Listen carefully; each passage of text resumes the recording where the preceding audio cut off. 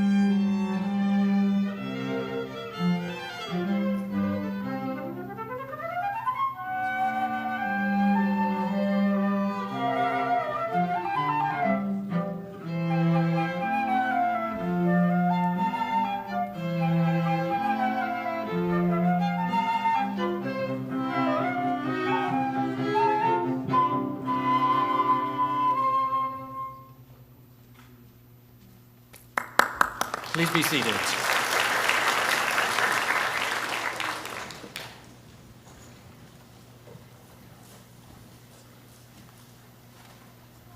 Madam President, distinguished guests, OISTers, family and friends from near and far, and especially today's many graduates, welcome to OIST's 2025 graduation ceremony. Thank you for being here as we honor and celebrate students graduating from our PhD program over the preceding academic year. My name is Harry Wilson, and I work in the graduate school here at OIST, the Okinawa Institute of Science and Technology. I've been here since before the beginning, and it's always great to see our students grow and graduate and go and take their place in the world.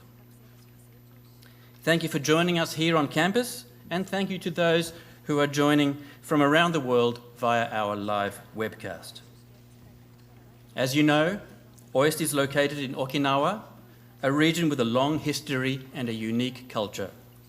Let us begin today's ceremony with a traditional Okinawan opening, which will be introduced by Misato Matsuda and Chiaki Chibana.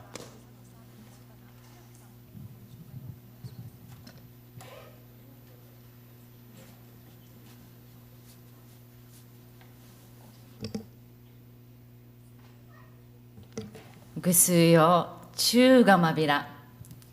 afternoon, everyone. 生からワッターがヒージーからデッシにソウルウチナグチチカティエーサチウヌキヤビラ We would like to use Uchinaguchi, the indigenous language of Okinawa, to introduce this opening.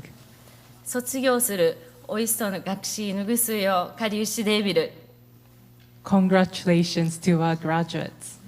チューヌフクラシャカジャディフモーティクスージサビラ To celebrate your achievements, we would like to perform Kajadifu, a traditional dance of celebration. ウヌリッパンゴアタッチョールウンナヌマーチヌメンカヨシェワッタオイスト新刊チャーナトイビン Under this beautiful pine tree of Onna, members of the OIST community will sing and dance for you. うちなぬうどい卒業する学士ぬ新刊ちゃん系海かきして中止うっさるやいビールはじ This may be your last opportunity to see Ryukyuan dance in Okinawa and in Onnason. ヤイビー氏がウンナヌクトゥンまたウチナーヌクトゥンワシミソーランヨークミーサルトゥクマンジン学問千葉ティクミソーリ We hope you carry a piece of Okinawa in your heart as you embark on a new journey.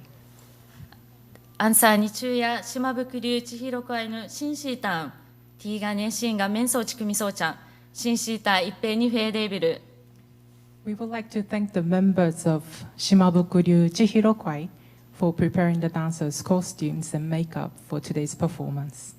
トアンシェカジャディフモーティカリチキアビラ Now, let's celebrate the beginnings of our graduates with Kajadifu.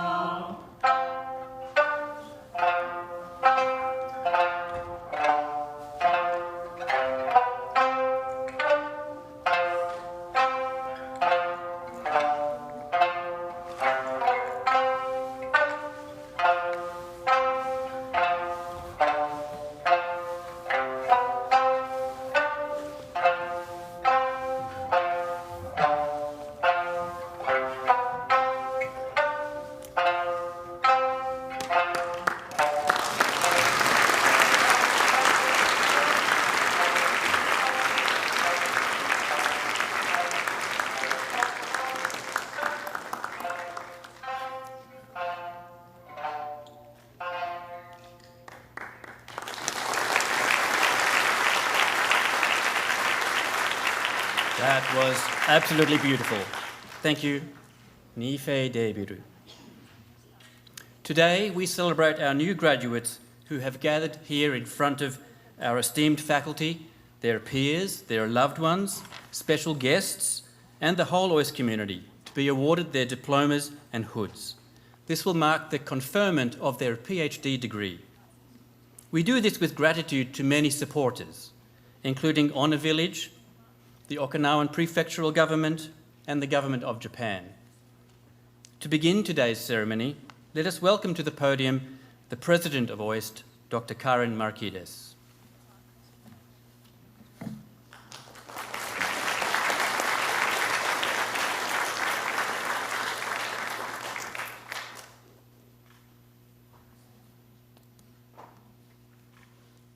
Good afternoon, and a warm welcome to the 2025 graduation ceremony of the Okinawa Institutes of Science and Technology. It is a great honor to welcome so many distinguished guests who have joined us here today. A warm welcome as well to our colleagues and friends from the OIST community. To the proud parents, family members, and friends of our graduates, welcome, and thank you for being here. And most importantly, the reason we are all gathered, please join me in giving a heartfelt round of applause for our OIST graduates of 2025.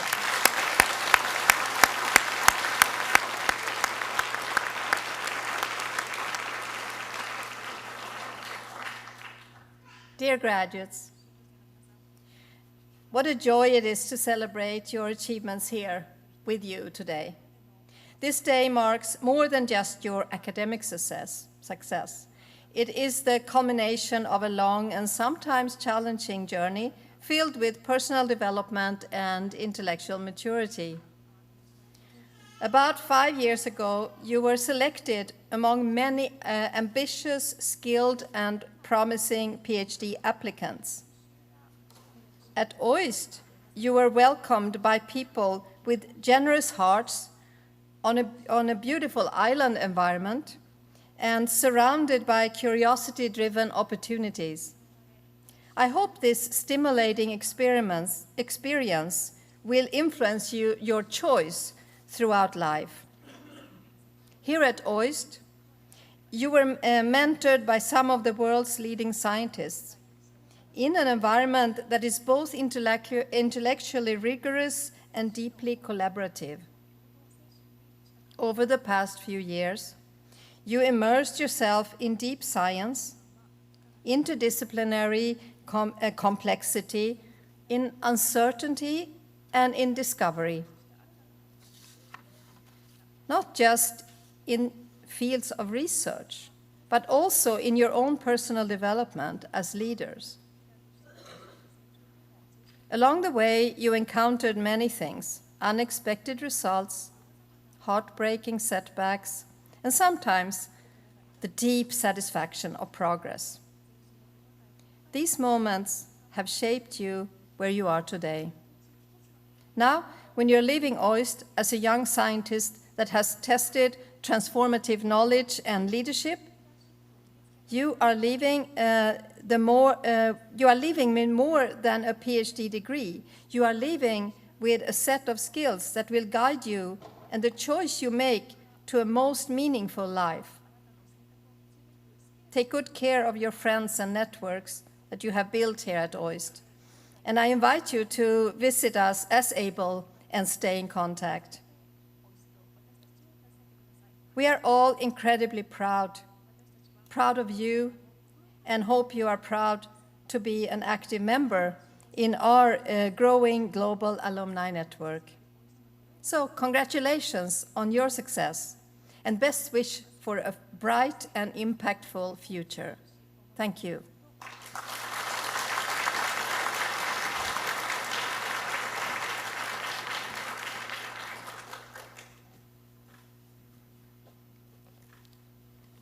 Thank you, President Marquides.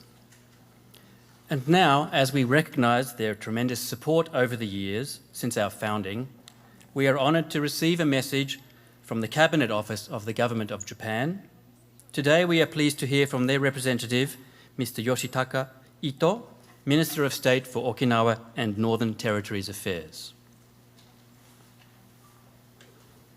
内閣府沖縄担当大臣の伊藤義孝です。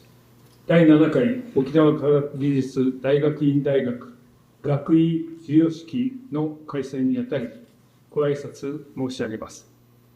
はじめに卒業生の皆様、そしてご家族の皆様、ご卒業誠におめでとうございます。また、丸木です学長、伊勢議長をはじめとする理事会の皆様、評議員会の皆様、教職員や学生の皆様、沖縄県や恩納村の皆様に心からお喜びを申し上げます。OIST は沖縄において世界最高水準の教育研究を行い、もって沖縄の振興及び自律的発展並びに世界の科学技術の発展に寄与することを目的として設立された機関であり、政府においても財政面を含め積極的に支援を行ってまいりました。企学は開学から10年余りの間に、ペーボ教授がノーベル生理学・医学賞を受賞するなど、国際的に高い評価を得つつあります。また、研究成果を生かしたスタートアップの創出、産学連携等について、経済界からも大きな期待が寄せられ、沖縄経済社会に多大な貢献をしていると評されるなど、沖縄の振興への寄与についても着実に前進されています。私は2017年に企学を訪問したことがありますが、本年1月、大臣就任後8年ぶりに訪問し、その成長ぶりや国際的な環境の下で、研究者や学生の皆様が生き生きと研究活動に取り組む姿を間近で拝見しました。これだけの大学院大学を設置運営してきたことの日本全体に及ぼす影響は非常に大きいものと感銘を受けるとともに、そのさらなる進化の発揮に向け、長い目でOISTを見ていく必要があると感じたところであります。改めて、丸木です学長をはじめ、音楽関係者のご尽力に心から敬意と感謝を申し上げます。卒業生の皆様、ここOISTで学んだ5年間においては、沖縄の美しい自然の下、沖縄の人々との交流を通して、沖縄の歴史や文化に接し、理解を深めるとともに、国籍や研究分野の壁を越えて、正解のない課題に試行錯誤して取り組むなど、非常に得難い経験をされたと存じます。今後、皆様がこの5年間で蓄えた力を、さまざまな分野で遺憾なく発揮されることを心より願っています。OISTのさらなる発展には、卒業生の皆様のご活躍が欠かせません。皆様が沖縄、そして日本、ひいては世界で活躍し、その成果が社会に還元されることこそが、OIST設立の目的である沖縄の振興及び自律的発展並びに世界の科学技術の発展に寄与することにつながるからであります。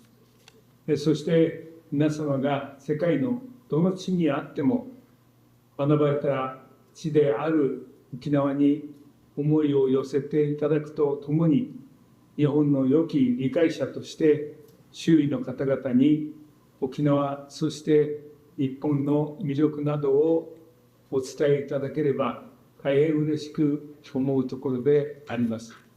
皆様のご活躍を大いに期待しています。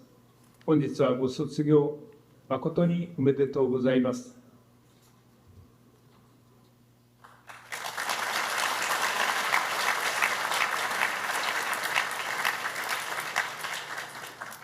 We thank you for your message and for your continued support. We also acknowledge and appreciate the continued support of the Okinawa Prefectural Government. Today, Governor Deni Tamaki is represented by Mr. Makoto Takeda, Director General of the Planning Division. Welcome, Mr. Takeda. Consecutive translation will be provided.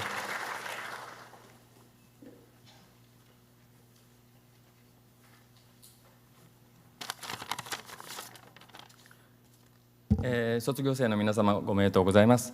玉城知事の方から挨拶を預かってまいりましたので、私の方で代読をさせていただきたいと思います。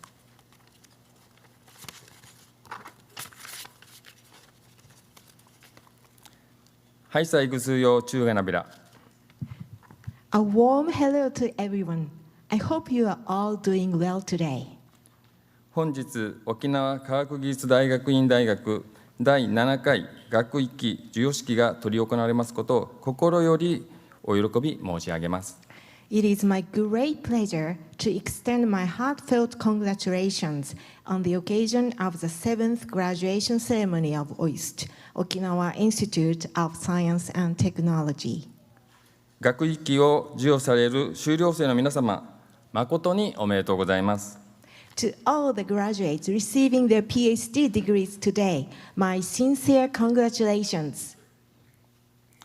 また、修了生のご家族の皆様をはじめ、OIST関係者の皆様にも心よりお祝い申し上げます。I would also like to extend my warmest wishes to the families of the graduates and to all the members of OIST community. 本日、学位を授与される皆様の多くは、2020年という特別な年にこの大学に入学されました。新型コロナウイルスの世界的な感染拡大により、生活や学びの環境が大きく変わる中、皆様は不安や困難と向き合いながら、粘り強く学びを続けられ、本日の記念すべき日を迎えられました。この間のご努力に改めて深い敬意を表します。Many of you receiving your degrees today entered this university in the extraordinary year of 2020. Amid the global spread of COVID-19, your lives and learning environments underwent significant changes. Despite the uncertainty and challenges, you continued your studies with perseverance and dedication, leading to today's memorable day. I would like to once again express my deep respect for your efforts during this time. パンデミックという未曾有の危機により、我々は改めて科学技術の重要性を認識したところであり、このような時代に皆様がOISTという国際的かつ最先端の学術環境で学び、研究を重ねてこられたことは、今後の世界にとって大きな財産であると信じております。The unprecedented crisis of the pandemic has once again reminded us of the vital importance of science and technology. In these challenging times, I firmly believe that your pursuit of studies at OIST, equipped with international research and cutting-edge academic environment, is a tremendous asset for the future of our world. OIST はその名の通り、世界最先端の科学技術と国際的な知の交流の場として設立以来、着実にその存在感を高めてこられました。設立から十数年余りでノーベル生理学・医学賞受賞者を輩出し、昨年度は沖縄県出身者である島袋博士が科学技術分野の文部科学大臣表彰を受賞するなど、国内外から高い評価を得ております。これほどまでにグローバルで高度な研究・教育が行われていることは、県民にとっても大きな誇りであり、また沖縄の未来にとっても非常に重要な意味を持っていると確信しております。True to its name, OIST has steadily increased its global presence as a hub for state-of-the-art science and international academic exchange. In just over a decade since its inauguration, OIST has already produced a novel laureate in physiology or medicine. Last year, Dr. Shimabukuro from Okinawa was honored with the Minister of Education, Culture, Sports, Science, and Technology Award. Globally advanced research and education at OIST is a source of great pride for the people of Okinawa, and I believe this holds a significant meaning for the future of this region. OIST が立地するここ沖縄は、豊かな自然と多様性を互いに認め合い、平和を尊ぶ独自の文化を有しております。研究生活の中で皆様もきっと沖縄の文化に触れられることがあったでしょう。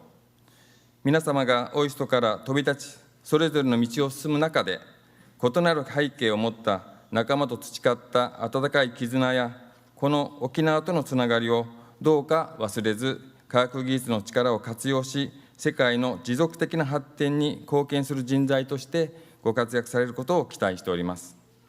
Okinawa, the home of OIST, is blessed with rich natural beauty and a unique culture that embraces diversity, and Okinawa cherishes peace.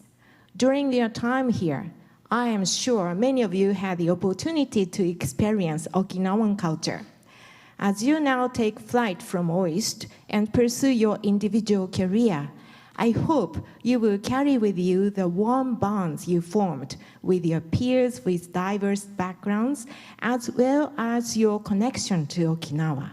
I look forward to seeing you thrive as individuals who contribute to the sustainable development of the world through the power of science and technology.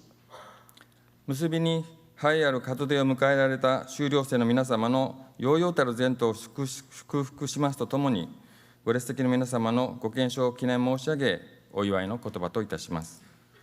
In conclusion, I extend my heartfelt congratulations to all the graduates again as you embark on this distinguished new chapter in your lives. I also wish you continued health and happiness to everyone in attendance today. With these, I conclude my congratulatory speech. 令和7年5月24日、沖縄県知事、玉城デニー。Governor of Okinawa, Denny Tamaki, May 24th, 2025. 本日は誠におめでとうございました。Thank you very much. Congratulations.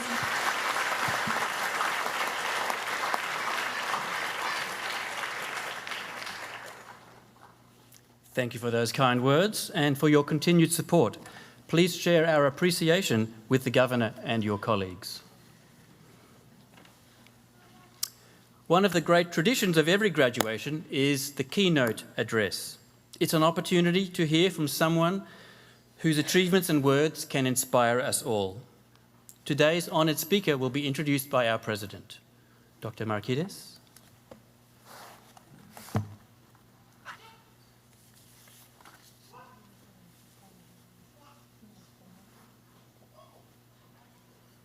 It is now my great pleasure to introduce our very special commencement speaker of this year, Professor Jens Nielsen.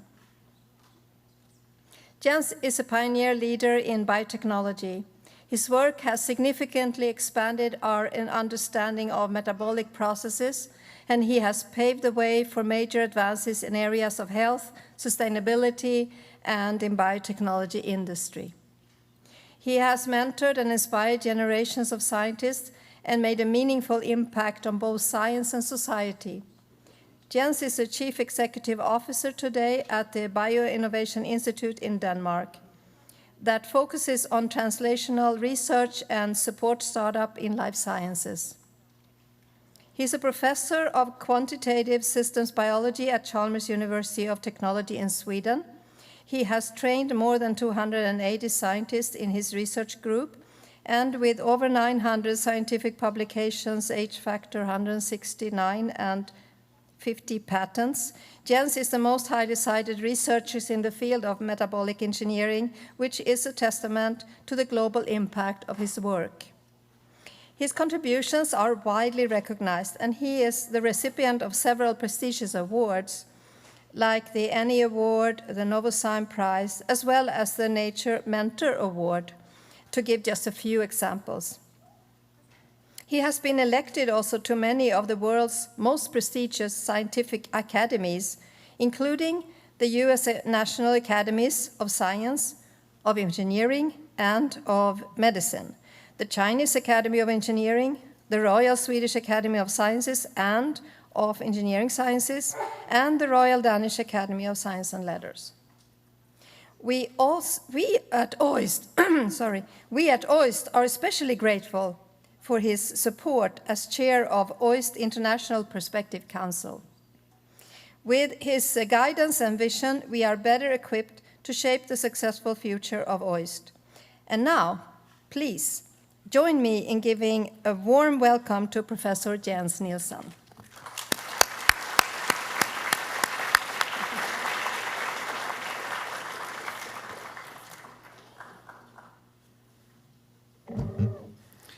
Thank you very much, President Margides. Dear colleagues, dear friends, dear guests, dear families, and especially dear OIST graduates. It's a great pleasure and honor for me to stand here in front of you today. It's also a humbling experience and a walk down memory lane thinking of my career over the last about 40 years. Before I begin, I would like to first give some thanks my late parents for their unconditional love, kindness, and support. To my wife of almost 20 years, who has not only been a fantastic colleague and life companion, but also has taught me so much about love, life, and science. To all my students, colleagues, and collaborators, it's been a fantastic journey so far. And for all the graces I've received, and you'll see there were many. So let me tell you a little bit about my journey and what I have learned from it. I was born in Horsens, Denmark, a small town of about 50,000 inhabitants. And my grandparents on both sides were entrepreneurs. On my mother's side, my grandfather was a newspaper typesetter. And when he graduated, he could not find a job. So he did as what any young, ambitious person would do. He created his own job. He established his own newspaper that grew over the years, and eventually he also became mayor of the city. On my father's side, the grandfather founded a small grocery store, and that grew and expanded eventually into a factory producing various food products such as juices, honey, and marmalade, and he hereby became a wealthy local businessman. This may sound like my grandfathers were fearless entrepreneurs, and sure, they had some courage, but they were also both very lucky to be married and working with strong and capable women, my grandmothers. My grandmother on my father's side played a very important role in building the business. She worked in the company as a sales manager, and she traveled around Denmark even during World War II time. My grandmother on my mother's side ran the newspaper business as the executive director when her husband passed away, and she continued in this role until she was at the age of 92 years old. My dad worked for his father and eventually took over the factory. Even though my dad did a great job, it became more and more difficult to compete with trends of globalization and large international companies. So eventually he had to shut down the business. It was a hard time for the entire family. I was a student at that time, but my father was lucky in having my mother as his partner, yet another capable and strong woman in the family. My mom came from a wealthy family, but she always understood hard work and dedication. She was the one who managed to acquire a small hotel and restaurant, and she was working in her own business, long hours as receptionist, kitchen help, and maid, and even though she was already in her 50s at that time. Dad then also joined her, and over the years they together grew and expanded with another hotel and restaurant, and eventually in real estate development. So all turned out really well after a few years of serious financial struggle. The reason I tell you all this is not only to give credit to the resilience and creativity that runs in my family, but also so you can imagine that when I grew up, it was expected that I was going to continue one of the family businesses. I was the first person in the family to take a university degree, largely because my mother was a strong supporter of higher education. She always told me, the knowledge in your head, nobody can take away from you. And I think these words should always be remembered. There may be tough times for all of us, but it's important to persevere. And today, we are all here today to celebrate you, your perseverance, dedication, and achievements of the graduates. But besides education, I think you will need something more. You'll need courage and some self-confidence. And let me be real honest with you. I was a very small and slim boy all the way to adulthood. I was a little nerd with glasses, playing with Lego bricks, and going to the library. I was good in math and sciences, and I loved history. But I was not good in languages, and I'm still not. But you know what? It doesn't matter. Look at this today. I'm standing here and giving you the commencement speak to you. As you can imagine, it was not easy being a small nerdy kid in a small rural town in Denmark in the 60s and 70s. I had to quickly get thick skin and learn how to handle teasing and disappointments. In pursuit of mom's advice, I went to high school, the first in the family to ever do so. And during high school, I was confirmed that I am good at some things, such as math, physics, and chemistry. So I got a bit of confidence then. After high school, I moved from the province to Copenhagen, the capital of Denmark, where I started to study chemical engineering at the Technical University of Denmark, generally referred to as DTU. I chose this because a friend of my parents told me to study that, as I didn't really know anything about what I should choose as a study. At the first year of chemical engineering study, it's basically math, physics and chemistry, which was good for me, but I lacked an understanding about what the meaning of this would be and how it could be used, so that did challenge my motivation. So I therefore considered dropping out, but luckily I decided to stay, and I finished with a master's degree, and I even specialized into biochemical engineering, which is kind of funny in itself, because biochemistry was one of the grades, one of the courses where I had the worst grades in. And not only that, it turned out I became a world leader in studying metabolism, which is basically all biochemistry. So sometimes things are kind of funny when you go through your life. During my master's thesis project, I was lucky to get the late Professor John Villersen as a supervisor. Professor Villersen was at that time an icon in Denmark. He had been appointed by the Minister of Science and Higher Education as so-called super professor, which kind of sounds cool. This was a program where the minister appointed 10 of the best professors in Denmark in all disciplines to build strong research environments around them. A model that now is used around the world and by OIST to attract world-leading researchers. Professor Villersen was very convinced that I should not take a job in industry, but continue with my education and get a doctoral degree, a PhD. I didn't know what that was. No one in my family had ever heard of it at that time, but we trusted John, so I embarked on it. It went really well, so when I graduated, he wanted me to stay in academia and become a professor myself. Something I could not have imagined at all, but John had a plan.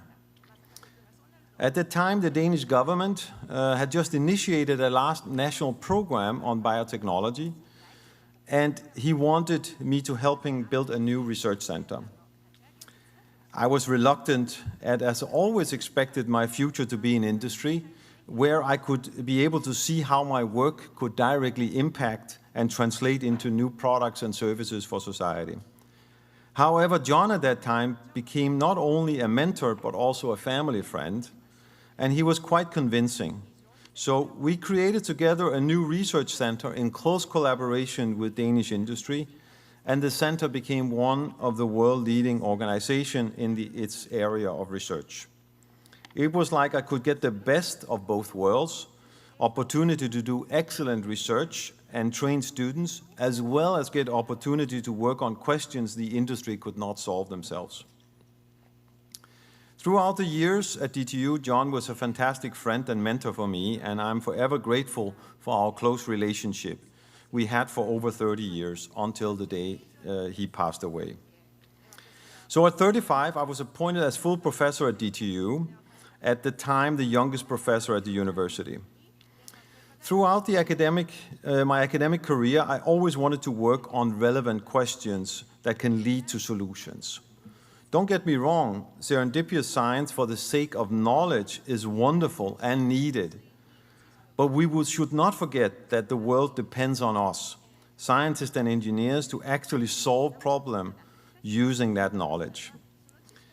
I believe that mindset was crucial for my career, not only for the scientific quality, but also for the quality of my teaching, mentoring, and supervision. After about 10 years as professor at DTU, Professor Karen Makidis, your current president of OIST, recruited me to Chalmers University of Technology in Sweden. President Makidis was at that time president of Chalmers. She wanted to build strong life science research environment at the university. I had to consider that move very carefully, as I positioned myself as one of the scientific leaders in Denmark, but the opportunity to embark on something new was appealing to me. And Professor Makidis seemed to be a great leader with a vision and a strategy. You know, when you stay for too long in one place, you can be taken for granted, and you can also limit your own growth and development. Early in my career, I learned the importance of mobility, especially when I was visiting professor at MIT. And when you move to a new place, you get a chance to rethink the way you do things. And that is extremely valuable. We humans rapidly establish habits, and sometimes you need to zoom out and see which ones you could get rid of. During the recruitment process, I was to give a lecture at Chalmers, and I was dropped off by the taxi in the wrong end of campus. I therefore had to walk through campus, including through some of the buildings on campus, and there a feeling started to strike me that I really had this strong gut feeling that I could work here, I could be here. And I think this is a very important message generally. So I gladly accepted the offer. I was 45 years old when I moved to Sweden. I had the luxury to rethink and redesign my career at that stage. I decided that I wanted to build a new research direction focusing on studying and engineering metabolism of microbes for production of valuable or new molecules, such that can be used for fuels, chemicals, and foods, and study of human metabolism with the objective of gaining new insight into various diseases. I had already a very successful career on engineering microorganisms for production of a wide range of molecules, but I decided to make my new team the best one in the world in this area, and we did manage to do that. Studying human metabolism was, however, completely new to me. So I started to study again. I went to talk with professors at the medical school, and eventually I managed to learn many new things. I realized that I can do a lot of things with tools that I developed for microbial cells, for example, metabolic models for yeast and many other microorganisms. These could also be used for modeling and studying metabolism of human cells. Initially, I was certain that we could make a big difference in studying metabolic disorders such as diabetes, but it turned out that our modeling platform, was best suited for studying the dramatic changes when a normal cell turns into a cancer cell. I was fortunate to have a number of very smart students on this travel, and so we all, even though we all got into unknown territory. And so over the years, we managed to position the group as world-leading in systems biology of human metabolism. However, it was not like that in the beginning. Some 15 years ago, we went to our first conference on cancer with a poster, and no one talked to us. As best they thought we were silly with our strange approaches. Now our work is often selected to be the keynote lecturer at international conferences, as we published many excellent research papers in top journals. Not only that, one of the things that came out of our work was a new biomarker for early cancer detection. This led to a new startup that I founded together with my students, and this is now taking this biomarker to the market and actually solving an unmet need for patients in an easy, cheap, and simple test. This is not the only company I started. A few more came along the way. My co-founders, colleagues, and former students have also become dear friends. Which brings me to something that you have probably already noticed. I love people. I love working with people. I love learning from everyone. Over my entire career, I managed to attract smart young people from all over the world. We had more than 45 different nationalities represented in the team in Sweden. And not only did we do excellent science, but together with my wife Dina, we also managed to establish a very strong and embracing culture. The lab became a home away from home for us and for all the other expats.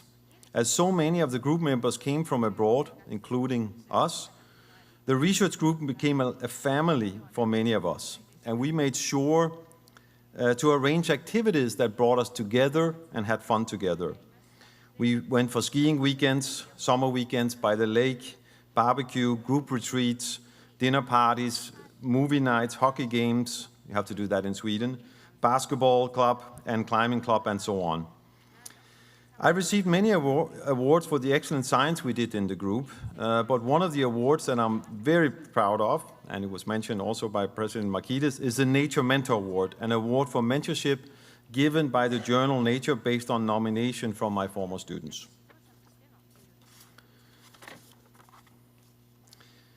I was fortunate to have great mentors throughout my career, but I think I learned most from my students, and I have therefore always kept close connection with them, also after their graduation, and when they moved on to their next position. They are a constant inspiration for me. I therefore strongly recommend you, students, to find mentors and inspiration among both young and old, close by and far away, and be willing to listen and learn. Input from different people is extremely valuable, as it allows you to see things in many different ways. Everyone talks about inspiration from us, the old and experienced people. You should give equal chance to young people and learn from them, also, as there is value in creativity and fearlessness that comes from lack of experience. To circle back now to where I started my entrepreneurial family genes, I love starting companies and driving innovation and business. I've always been interested to see how science can be translated into action. In fact, I do not like splitting science into basic and applied. To me, there's only one science. My fundamental research found useful application many times, and we used the startups to create new products for consumers or patients, and I'm very proud of that, as it means impact in the world beyond academic achievements.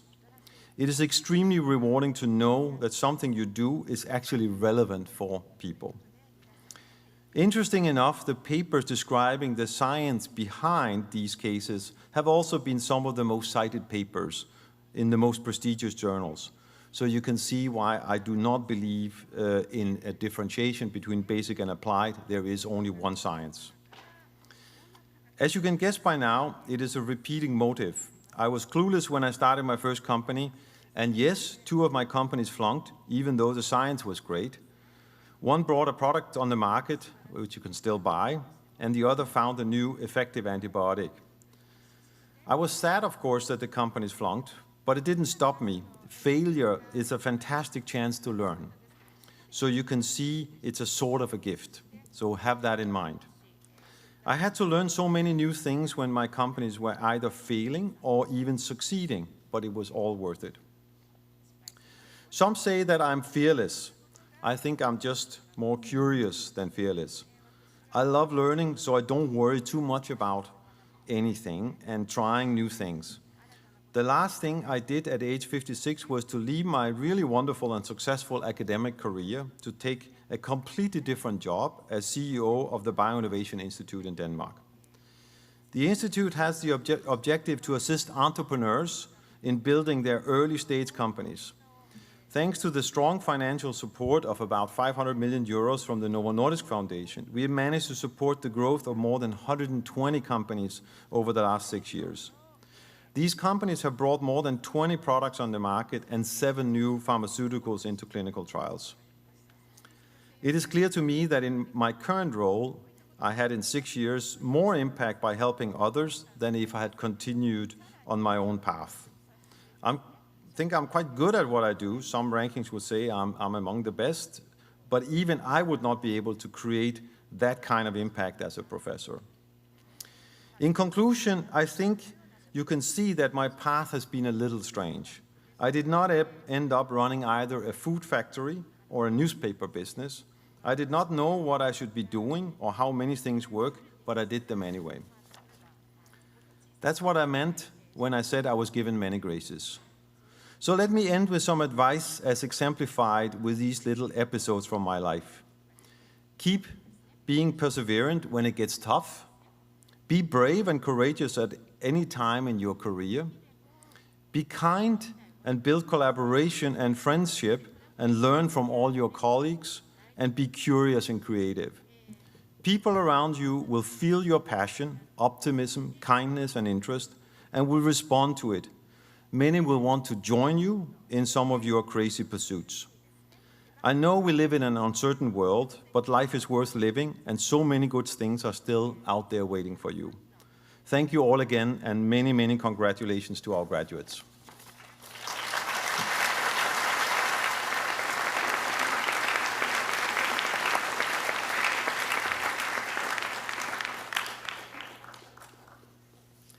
Thank you, Professor Nielsen, for your words of wisdom and for such a meaningful message. Well, ladies and gentlemen, now I think it's time for a short break after these important messages. We'll reconvene in about 10 minutes with the second half of our graduation ceremony today, so please listen out for the announcement to return to your seats. Thank you.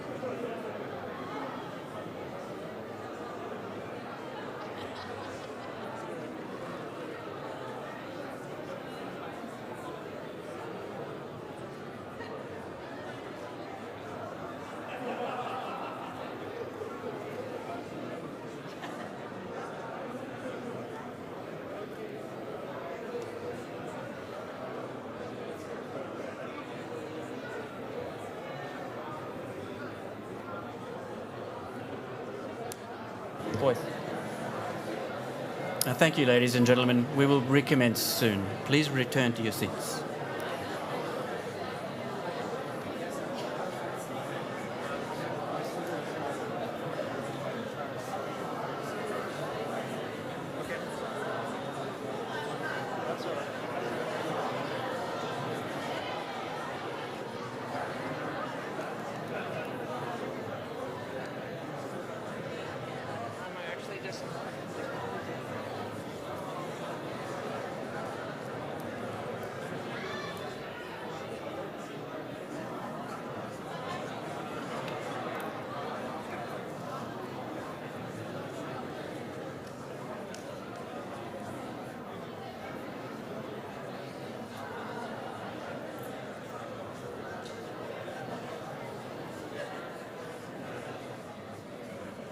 All right, welcome back.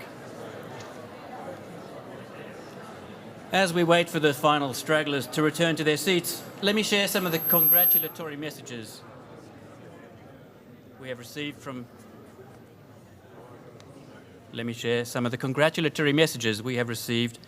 those who are unable to attend. I'll just read a few. First, from Yoshihiro Seki, a member of the House of Representatives and Secretary General of the LDP League for the Future of OIST. Congratulations. I am delighted to congratulate you on this auspicious day of receiving your degree certificate. Your hard work and dedication over the years have finally come to fruition, and we are truly overjoyed that you have reached this day. I am sure that this is a moment of great joy, not only for you, but also for your family and all those who have supported you. In closing, I would like to express my deepest gratitude to all those who contributed to the successful organisation of the event. Thank you. I also wish all those present today continued success and good health in the years to come.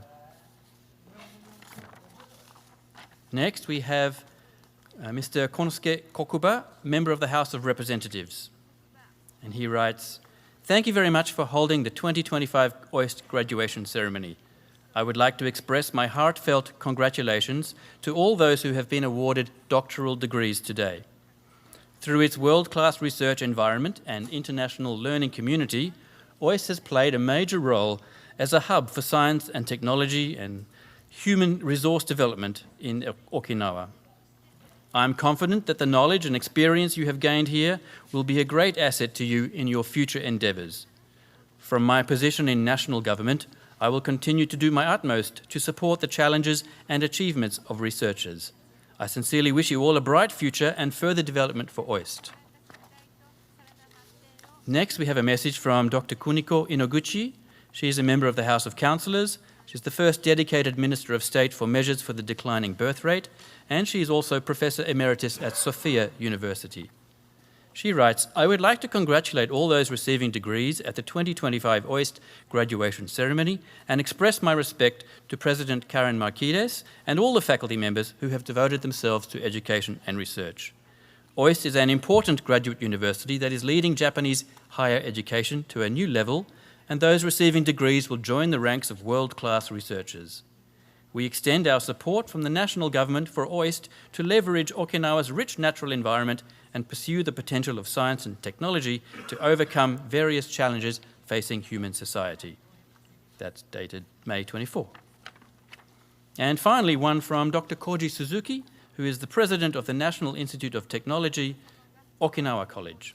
That's Kosen. "Congratulations to all the graduates. We anticipate that you will make significant contributions across various sectors of society by applying the knowledge and experiences you have gained. We also wish for the continued growth and success of your esteemed institution." All right. So that's only a small selection. We've received quite a few. Thank you, everybody, and they will be shared with the graduates and with all of OIST. So now it's time to shift the focus to our graduates. This year we are proud to witness this special moment for 40 graduates from 18 countries and territories. This is by far our largest graduating cohort ever. Combined, they have dedicated over 400 years to their post-secondary education. So those numbers are impressive, but it's really the brilliant and resilient individuals that make this group special. Before the presentation of degrees, I would like to call on Professor Thomas Bush, the Dean of the Graduate School, to preside over the awards and to give some context to their achievements. Professor Bush.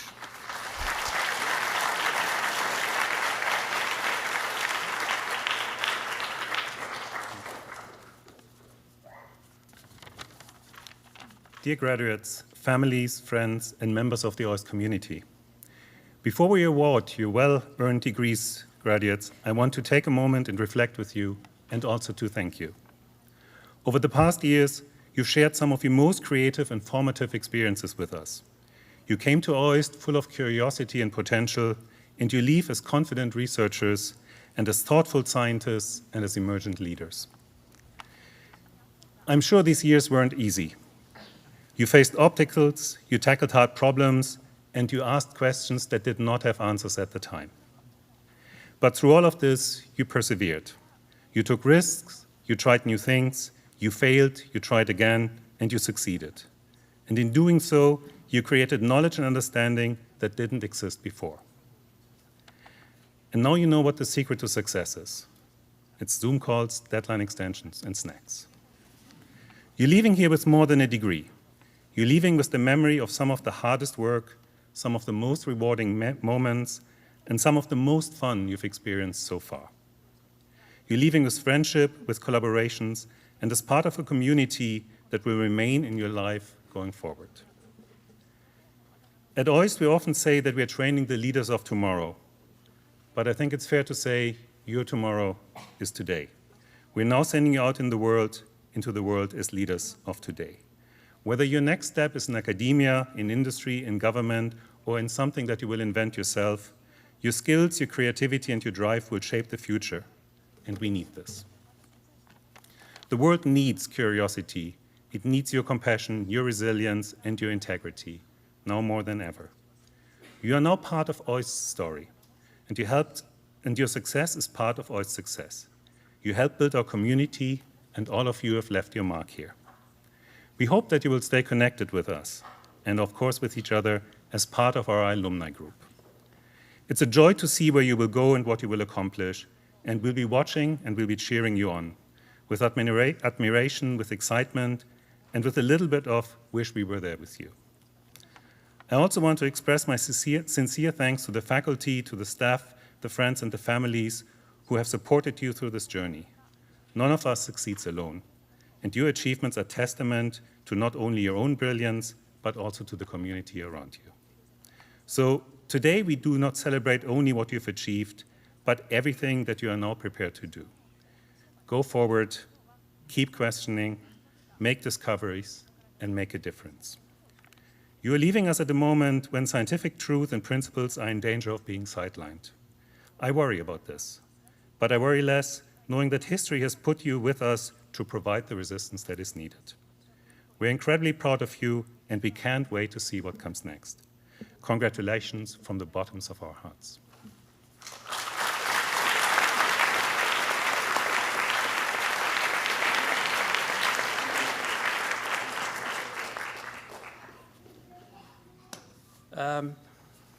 Now I would like to ask the President to approach the stage and join the Dean of the Graduate School. I'll take those notes, thanks. So, for a quick explanation of the process from here, I will call on each graduate in order of their graduation date. Please come to the centre of stage, where the degree will be awarded by the President and the hood will be placed by the Dean of the Graduate School. Then we will enjoy a video message from their supervisor. Okay, and the first student is Miles Deforge.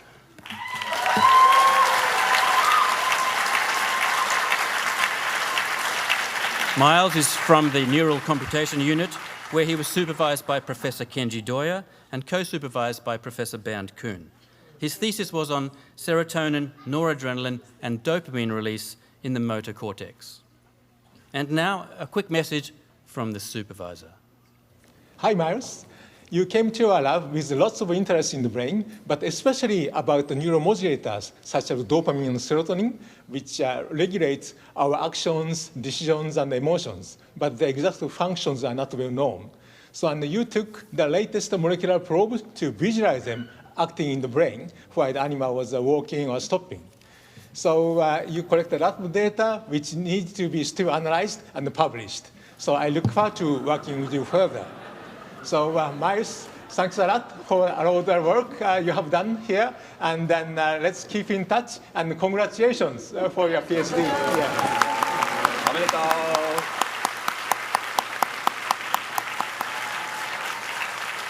Congratulations, Miles. Please take your seat. Our next student is Ryo Kashimoto.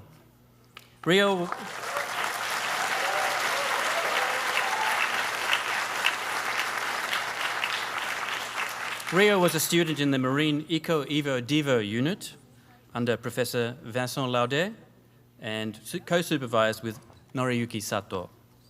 She did a thesis on genomic and transcriptomics of anemones and corals in symbiosis. There will be a message from Professor Laudet. Today, I celebrate Ryo, not just a brilliant scientist, but a force of nature. If Ryo were a sea creature, she would be, of course, a stinging sea anemone, fiercely intelligent, a bit dangerous when provoked, and absolutely impossible to ignore. And me? Well, I guess I have been the clownfish, immune to her stings, swimming around her sharp questions, and even sharper insight, occasionally hiding behind her tentacles when the reviewers came in. Ryo, it has been a wild and wonderful symbiosis. I couldn't be prouder. Congratulations, Doctor.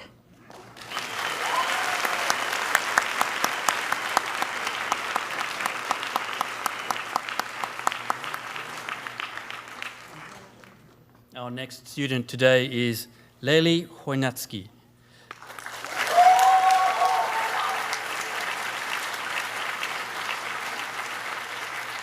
Leili worked with Professor Nick Shannon in the Theory of Quantum Matter unit, and she did a very interesting thesis on analogues of light and gravity in the collective excitations of quantum magnets and cold atoms.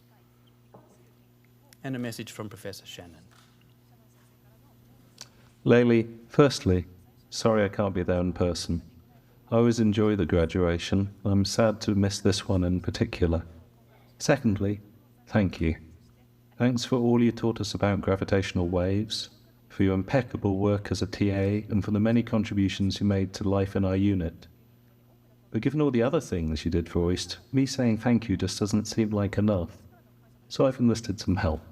Thank you for all your amazing work. For example, for rescuing this garden. All the best for your future. Thanks for your passionate work for current and future students. Hi, Leili. Congratulations and all the best for your future. Leili, omedetou, otsukare, mata ne. Congratulations, Leili. I'm so happy for you. Me and the plants are wishing you the best bright future. Bye-bye. Congratulations, Leili.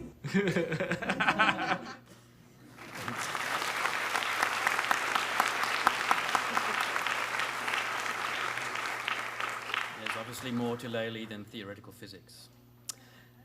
Our next student today is Min Hwan Din. He can't be with us today, but he is joining by Zoom. Please cast your eyes on the Zoom screen in the corner.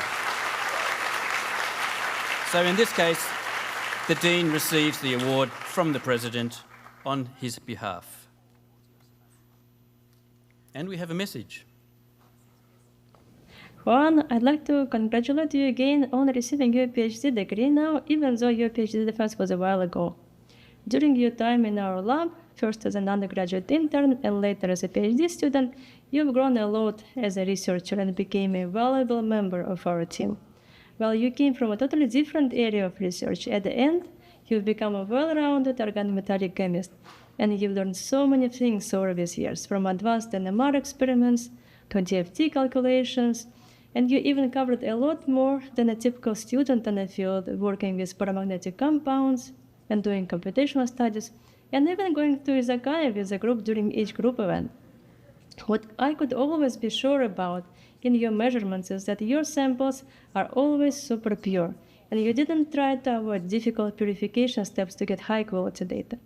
I hope you continue doing great research now in Canada and you enjoy your postdoc, now working with the main group chemistry, again in a different field, and I wish you best of luck in all your efforts.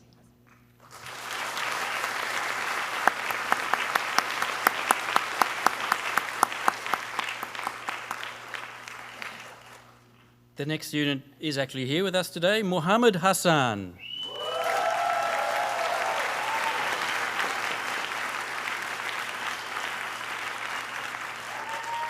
So,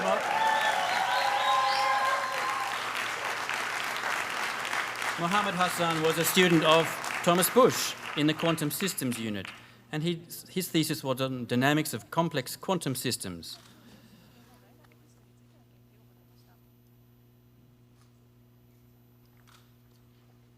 And there will be a message from Professor Bush and Dr. Fogarty. Let me introduce to you Mohammed Hassan, who during his PhD did two outstanding works. Let me summarize the first. In a supersolid sea, an impurity moves with the Wiener-like oscillations, echoing Bloch's ancient rhythm. Though phonons awaken, the roton's lotos remain still. As dispersion frays the motion, a bright soliton emerges, serene, enduring, preserving the dance like a mantra sung through quantum dawns, where coherence lingers beyond the reach of decay. Let me summarize the second. Like charting quantum tides from the misty heights of Gugambara, he traced swift paths through the Tongsturdal wild. With a cork-like cleverness, a quintic whisper bends the many-body dance to his will. Even as the harmonic ground shifted beneath, his shortcut holds, steady as the River Lee in flood and calm. And he also played football. Yes, he did. Hassan, we are very proud of what you have achieved.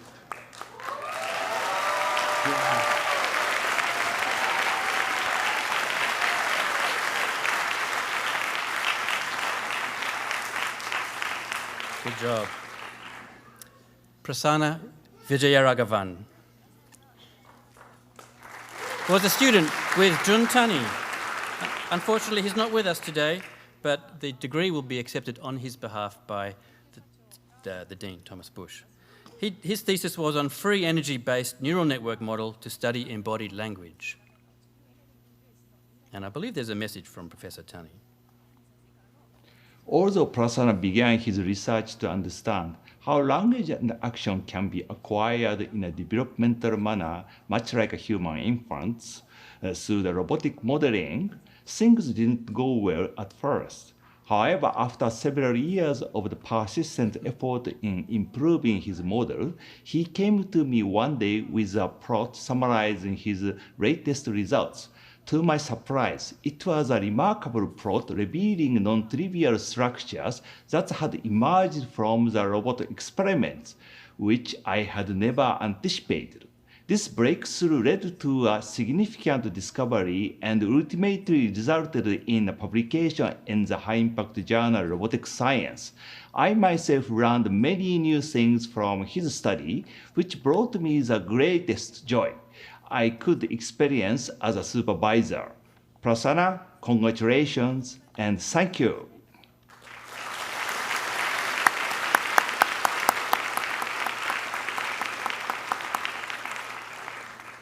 Next is the first of many graduates from the Ishikawa unit, Young Mi.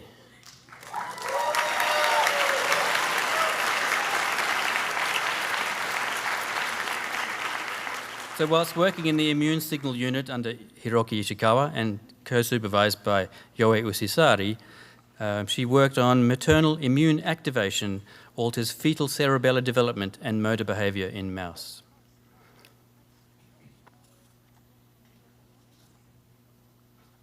And messages from Professor Usisari.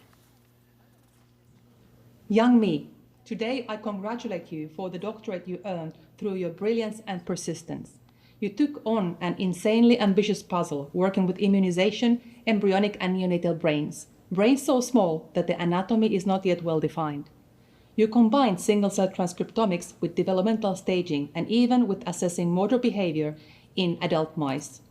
your maternal immune activation model showed that a distinct cerebral nucleus lineage stalls in migration and all but disappears, an insight that will yet reshape how we think about the cerebral nucleus as the organizer of the entire cerebellum. You navigated independently through late-night microscopy, uncountable cell counts, and meticulous analysis. That quiet stamina is the signature of your work.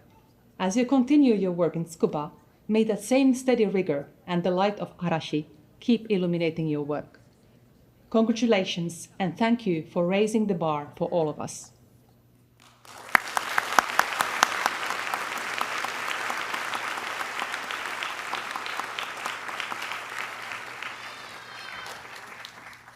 Next, another student from Professor Tanaka's Chemistry and Chemical Bioengineering Unit is Santanu Mondal.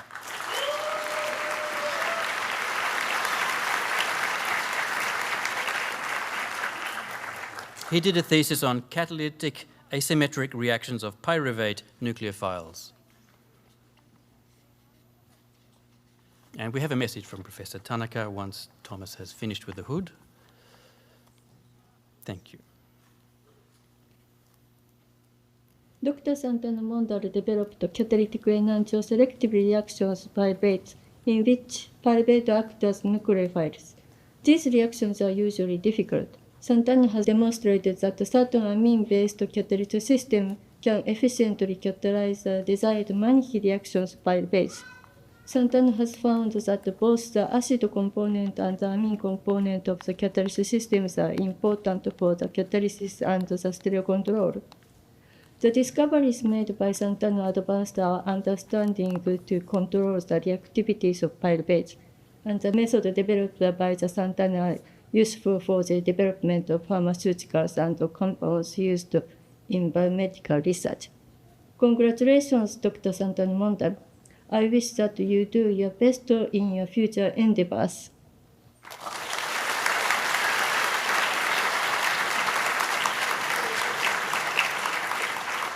Next, please come to the stage Wataru Ohata.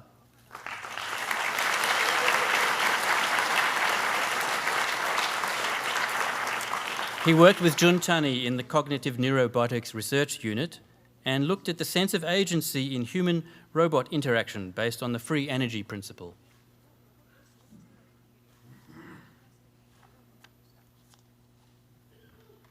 Professor Tani's message. Wataru began his research from a rather different background, which initially made me a bit concerned. However, he quickly absorbed new knowledge, especially in the mathematics of machine learning, and eventually became one of the most insightful members when it came to mathematical problems. For his research project involving human-neural-robot interaction, he developed a highly complex software system for controlling the robot.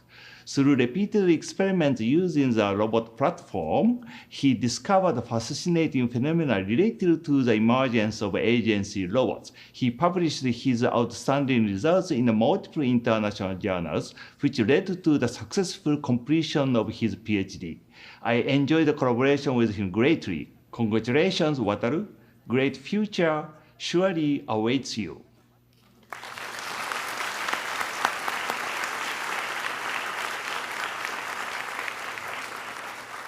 Our next graduate, unfortunately, cannot be with us today, Aditi Popale.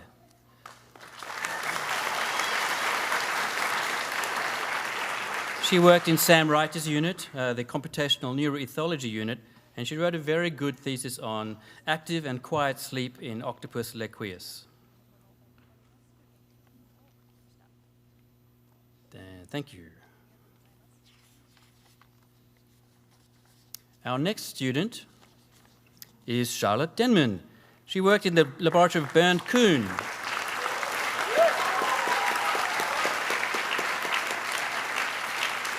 And she was co-supervised by Gordon Arbuthnot.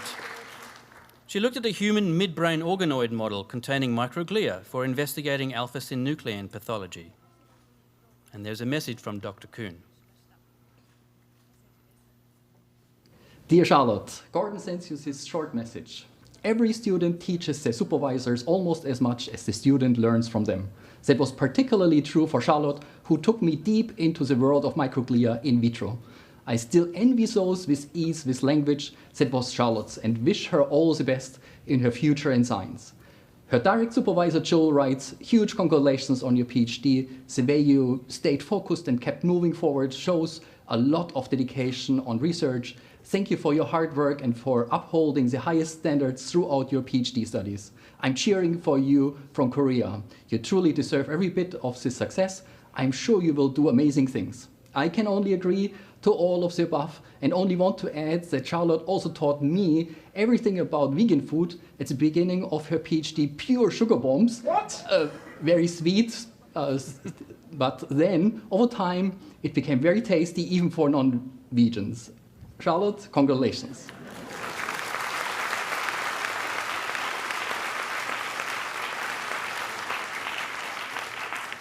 Pure sugar. Okay, next on our list is Dongpeng, who he was in the lab of Professor Masai. He can't be with us today, so the degree will be accepted on his behalf by the Dean, but he was able to join us on Zoom. Congratulations, Dongpeng.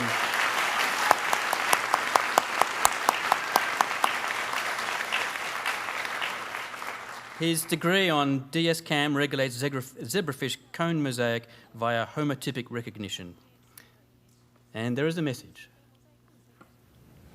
Congratulations, Dongpeng. Dongpeng studied cone photoreceptors.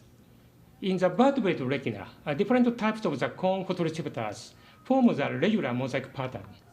Dongpeng found that Down syndrome cell adhesion molecule, DS-CAM, is a direct regulator of the cone mosaic formation in zebrafish. This is the first molecular evidence on cone mosaic formation across the vertebrate species. So his findings were highly evaluated and recently published in the Nature Communications. I believe that he will develop his professional career and become the leading scientist in the future. Dongpeng, congratulations! Congratulations, Dongpeng.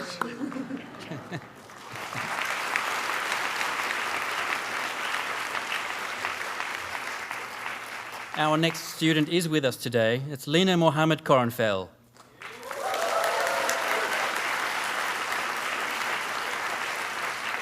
Another student in the Professor Kuhn unit. She looked at dendritic voltage signaling in cerebellar Purkinje neurons during associative memory learning. Associative motor learning. And we have a message from Dr. Kuhn. To make this clear, nothing can stop Lena. Whenever I proposed a shortcut, a messy workaround, Lena would seriously reject. As the Romans would say, per aspera ad astra. And she showed me again and again that it is possible. Lena worked on voltage imaging from Purkinje neurons during eye blink conditioning, and now she is at Emory University in Atlanta working on stem cell research. Lena also walks with open eyes, and one Friday afternoon she came to my office completely soaked. "Look at what I found on the beach," and she brought pieces of a skull and lower jaw of a horse in several plastic bags. This is now one of the highlights in my collection of Okinawan curiosities. Lena is also an amazing cook, and I became quickly addicted to her hummus. Also here she shows her creativity after figuring out that I'm not a big fan of healthy kombucha, but of unhealthy Coca-Cola. She simply made Coca-Cola kombucha. I guess she's now selling her recipe to the Coca-Cola company in Atlanta. Nothing can stop Superwoman Lena. Congratulations.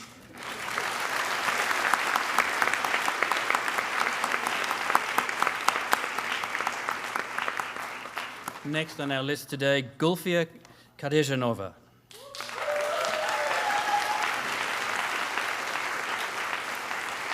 Another student in the Ishikawa unit. She looked at effects of aging on murine adoptive T-cell therapy for solid tumors.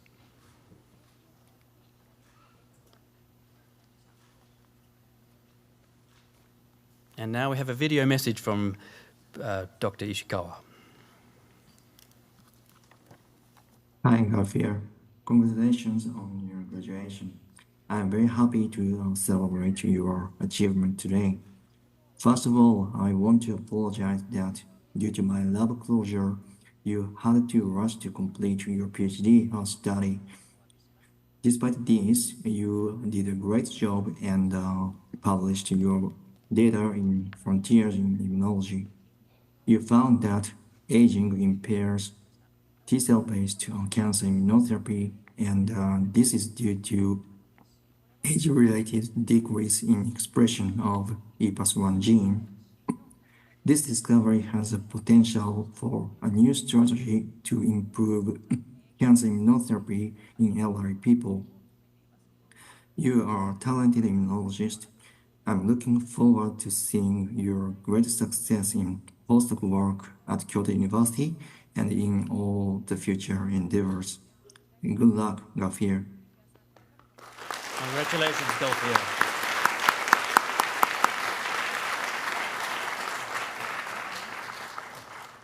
Masato Hirota. Unfortunately, he can't be with us today, but he was another student in the Ishikawa unit, and he was co-supervised by Keiko Kono. He looked at T-cell response to plasma membrane damage, and there was a message from Professor Kono. Congratulations, Dr. Masato Hirota. Masato was supervised by Professor Ishikawa and co-supervised by myself. And he published impressively 5 papers as either first author or as the contributing author, and 3 more papers in the pipeline. And he also filed a couple of patents. His study bridges 2 different research fields of immunology and cell membrane damage, opening up entirely new research direction. Masato has been my teacher when it comes to mice experiments, and I hope our collaboration continues. So I wholeheartedly wish all the best for Masato and his family.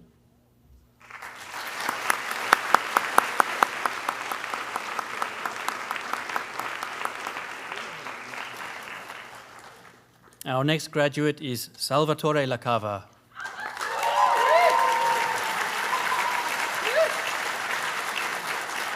Salvatore worked with Professor Yoe Usisari in the Neuronal Rhythms in Movement unit, and he looked at the role of tails in maintaining balance, so neuronal and behavioral insights in the mouse.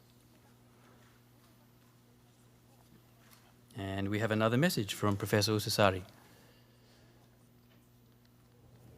Salvatore Lacava, I am happy to congratulate you for your doctorate forged in pure resourcefulness. You joined when the lab was a little more than a bunch of empty rooms and a fresh out-of-the-box PI. But you learned, you read the literature from Mare onwards, taught yourself electronics, and invented your equipment, including that mouse swing you built in your apartment during the lockdown. You showed the world how a mouse uses its tail and traced a brand new vestibulospinal pathway. Your work is already anchored by 2 strong papers and will certainly be a touchstone for future neuromotor research. Your hallmark is your autonomy. If something didn't exist, you built it. When a method fell short, you refined it. Now, at Johns Hopkins, you're extending your comparative instincts across vertebrates. May the same inventive grit and faith in rigor keep powering your discoveries. Congratulations, and thanks for leading our lab into the world of mouse acrobatics.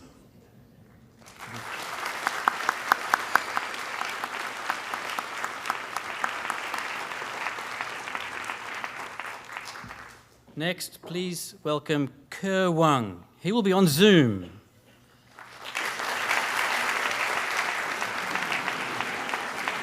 Ke Wang worked with Professor Ishikawa in the immune signal unit, and he looked at the role of Jun-B in exhausted CD8 T-cell populations in tumors.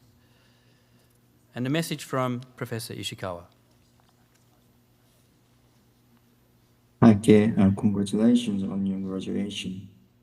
In your PhD study, you found that the transcription factor Jun-B is critical for anti-tumor T-cell responses. Then, using a new inducible protein degradation approach, you clearly demonstrated the molecular mechanism of action of Jun-B. Your findings are outstanding and should be published in a top immunology journal. So what's really impressive is that you came up with this interesting project after your first PhD project didn't work well. It's very impressive how you kept your motivation and never gave up. I'm sure that this experience will lead greater success for you in the future. Good luck, okay?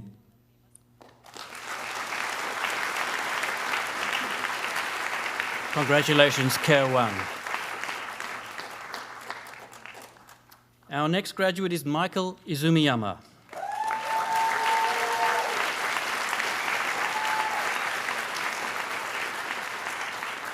He worked in the Marine Climate Change Unit with Professor Tim Ravasi, and he looked at natural analogues of the future ocean to study the adaptive potential of fish communities.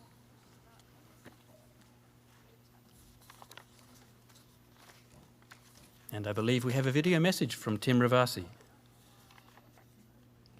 Hi, Michael. Congratulations for your graduation and also for your recent job as a postdoc. So I'm very proud of you.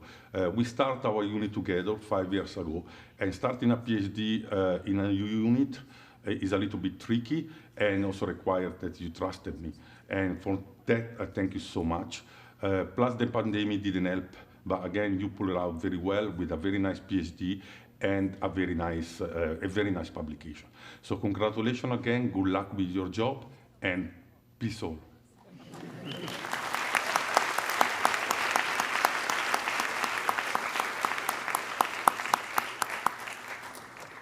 Next, Mohammed Abdelgawad.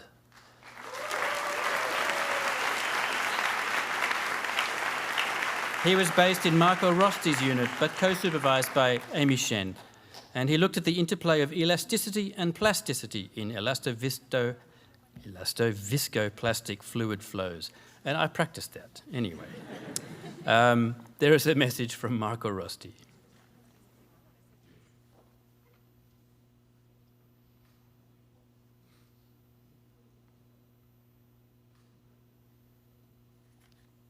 There was a message from Marco Rosti. Dear Mohammed, I want to congratulate you for reaching this important achievement in your career. You joined my unit soon after its establishment, and we have enjoyed a nice path together. During your PhD, you were able to combine simulation and experiments, not an easy task, but managed to obtain great results out of this. Now that you are moving to the USA for a postdoctoral position in a great university, I hope you will bring with you this dual knowledge, something not mastered by many. I'm looking forward to seeing the next steps of your career. Congratulations and good luck.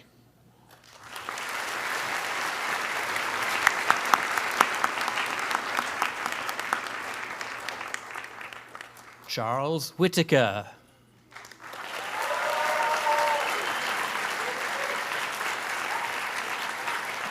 Charles Whittaker worked with Hiroki Ishikawa in the immune signal unit, and he looked at the role of the AP1 transcription factor Jun-B in T helper cell function.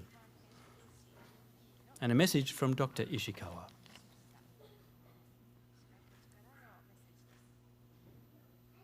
Hi Charles, congratulations on your graduation. I'm very proud that you completed an important and difficult PhD project. You had to create a new knock-in mouse model for inducible Jun-B protein degradation. So it took almost 2 years before we were sure that the model works well. I know that was a really tough and stressful time, but you always worked very hard without giving up. Once you got this original mouse model, you quickly obtained a lot of interesting data showing the mechanism of how Jun-B promotes autoimmunity. So this is a remarkable achievement. I'm looking forward to seeing your continued success in the future. And good luck, Charles.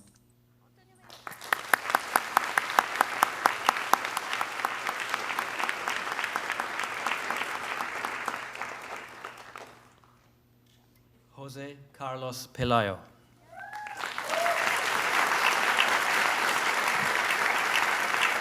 JC worked with Thomas Busch in the quantum systems unit, and he studied ultra-cold atoms applications in metrology and fundamental properties of quantum droplets. Another hopefully interesting message from Thomas Busch and Tomasi Fogarty. Let me introduce to you J.C. Pelayo. Starting with an idea to continuously beat a system to improve measurement accuracy, he later switched to looking at beyond mean field simulations for quantum droplets, thereby taking reliably all the available unit space of the ego, never a bit wasted. JC also spent 3 months in Harvard to finish one project, but came back with 3 more. And someday, JC, we promise, we will finish editing and submitting them. His new job as a postdoc in Osaka will hopefully allow him to keep the connections to Okinawa and OIST, and we are looking forward to keeping in touch with him. Also, K-pop? JC, we are very proud of what you have achieved.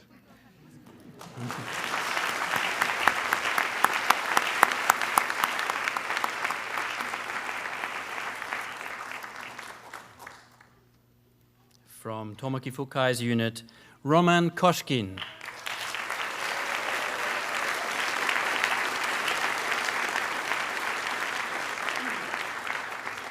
Roman Koshkin was unraveling neuronal cell assemblies from computational models to pattern detection.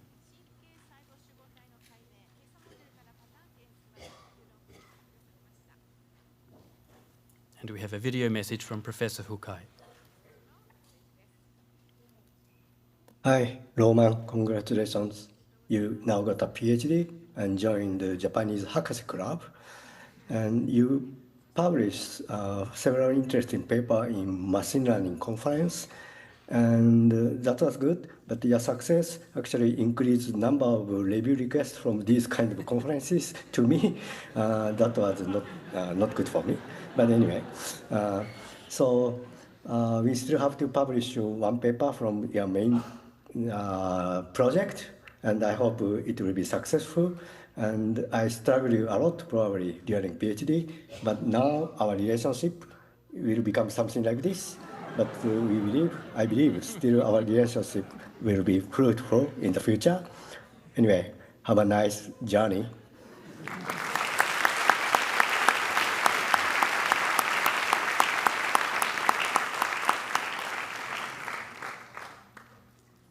Sachie Yukawa.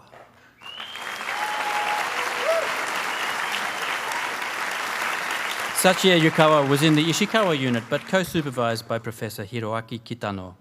And she looked at seasonal variation in glycemic control and lifestyle in non-diabetic individuals. The message comes from Professor Kitano. Congratulations, Sachie-san. Graduating from OIST with PhD degree is not an easy task. You have gone through long and winding road over the troubled water. A series of work related to COVID-19 has been significant in uncovering relationship between gut microbiome and vaccine efficacy. You have also identified high-risk coronavirus yet to interface with human can easily escape human immune system even after vaccination for COVID-19. There's no doubt that your years at OIST has been very dense one, but I believe it was a rewarding one, and you recognize it even more in coming years. Now you have completed your thesis work and start a new career.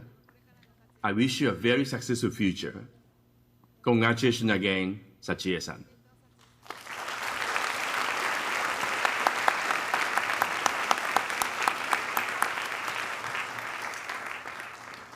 Now joining us on Zoom this time, Tai Zhuang Ang Chan.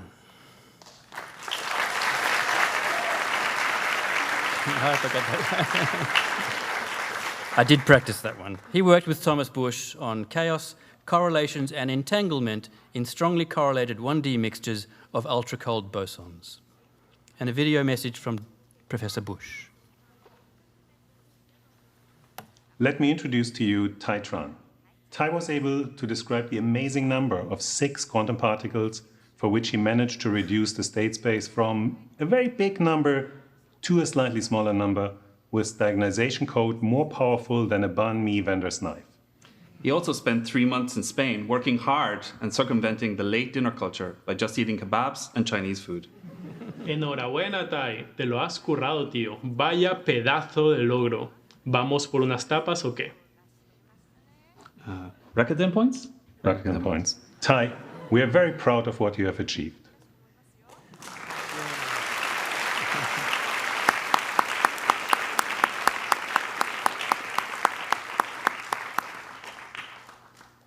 Next, we are pleased to welcome Gaston Sivori.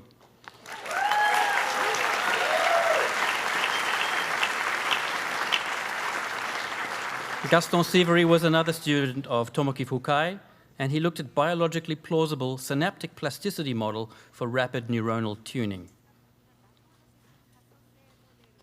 And another message from Professor Fukai.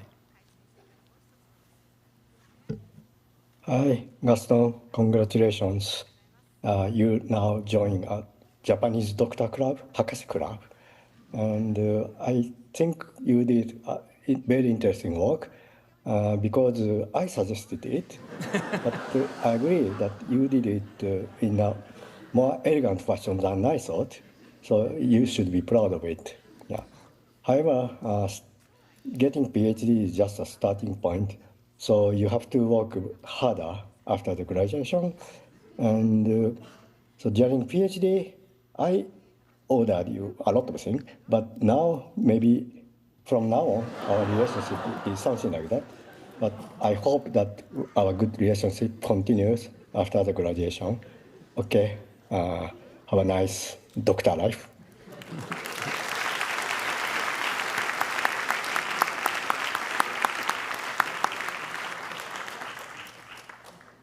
Gaurav Ganesh Agaveka.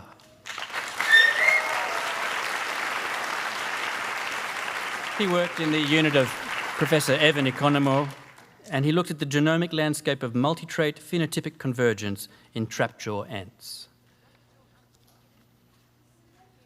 And we have a video message from Evan Economo. What you see behind me is a CT scan of a trapjaw ant. Trapjaw ants have a very complex mandible system that operates much like a mousetrap. It's a weapon that generates incredible speeds to catch prey. In evolutionary biology, we want to understand how such complex mechanisms evolve from simpler ancestors. Gaurav, your thesis really moved us forward in understanding the evolution of the trapjaw ant as a model for understanding how complex adaptations arise. You looked deep into the genome of these ants and identified really interesting patterns about what is evolving and what is not evolving on the molecular level. Your work sets the stage for all kinds of interesting work that will follow, and I think really cracked this nut. You did a great job. Super congratulations, and I wish you all the best for the future.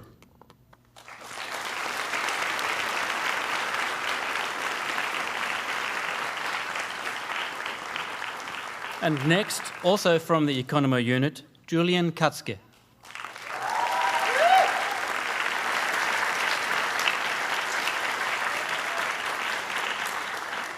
Surprisingly enough, he also did work on ants. He looked at the evolution of ant mandibles, and he advanced comparative morphology in 3D.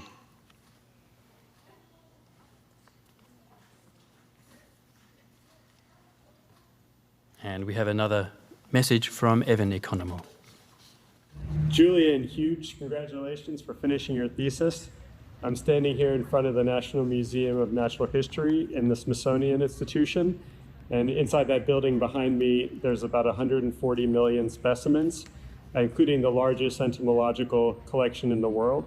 And Julian's thesis really took us a long way towards unlocking the information in collections like these through high throughput synchrotron scanning and quantifying traits on very large scales in his study of the evolution of ant mandibles.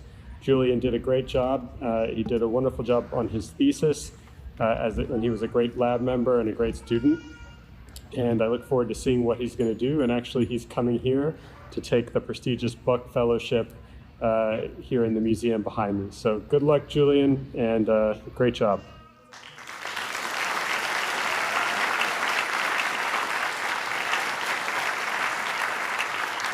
Good job, Julian. Next, from Professor Keiko Kono's Membranology Unit, Yuta Yamazaki.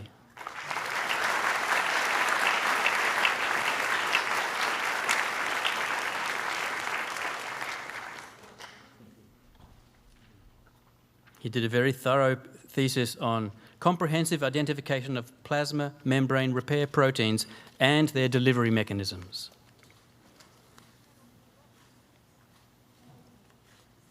And we have a message from Professor Kono and the unit. Congratulations, Dr. Yuta Yamazaki.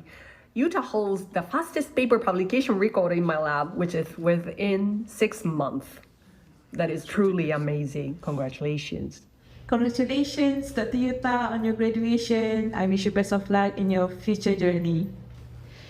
Congratulations, Yuta. Wishing you success in your journey ahead. Congratulations, Yuta-kun. I respect your decision to return to academia. Best wishes your futures.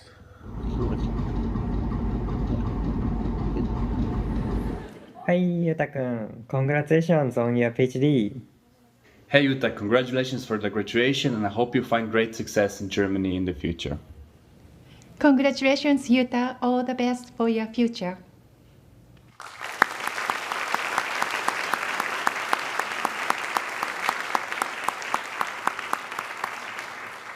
Our next graduate, Alessandro Bevilacqua.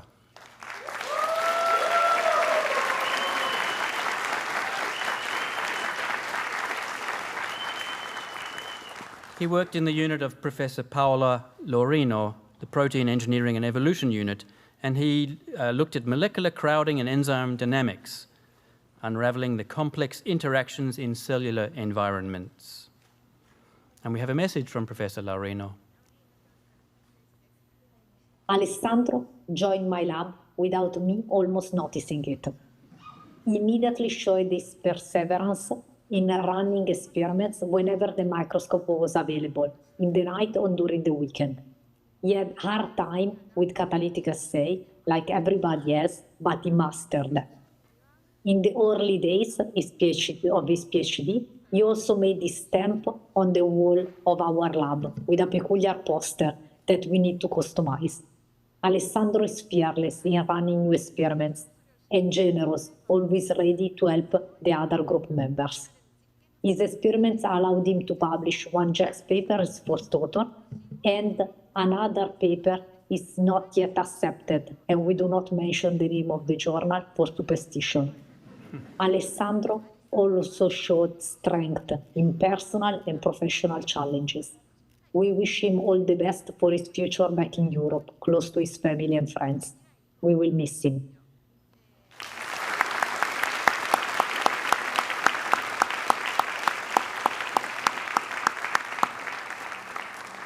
Next up, David O'Connell.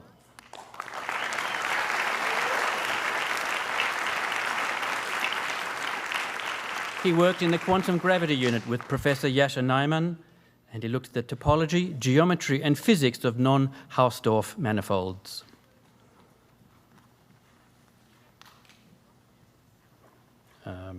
We have a message from Professor Naiman. So David decided to study the theory of branching causality, of one past branching out into two futures. To do this, he had to develop a whole new field of geometry, that of non-Hausdorff manifolds, and to retrain from mathematician to physicist to explore general relativity and quantum field theory and these new universes of his. Okay, just in case it's not clear, that is the real deal. That's what a young scientist is supposed to look like. And I just wanted to say thank you for the choice to do all this on my island in the office across from mine. Okay, you are affirming our faith that the young generation is not completely lost. Go prosper.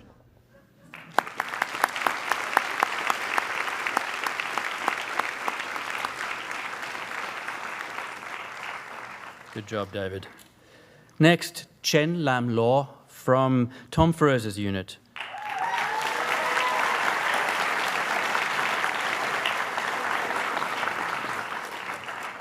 he conducted an investigation into interbrain synchrony using simulation and experimental approaches.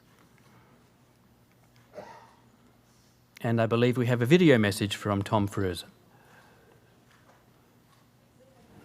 Hi, Eric. I'm super excited standing here today. You're the first PhD student graduating from this unit.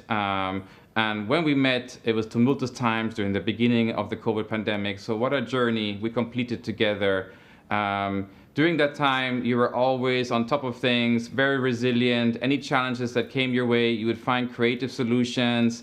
Your skill set just kept expanding over the years. And in the end, you turned around the EEG hyperscanning field by introducing new methods to get to places where we couldn't go before, and at the same time becoming a father. Congratulations, Eric.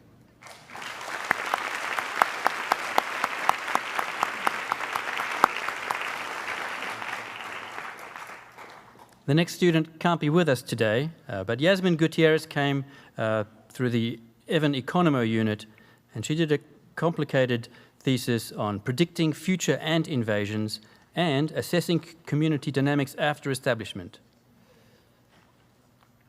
We have a message from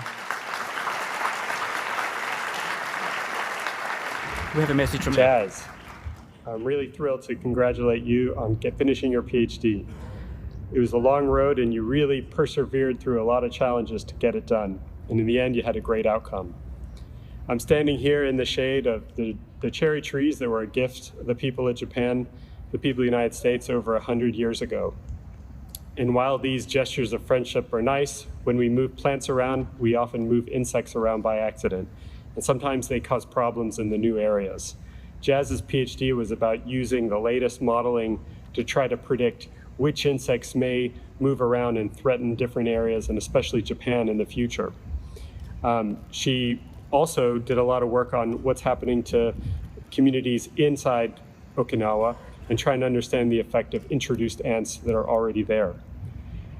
Again, huge congratulations, and I wish you all the best for your future endeavors.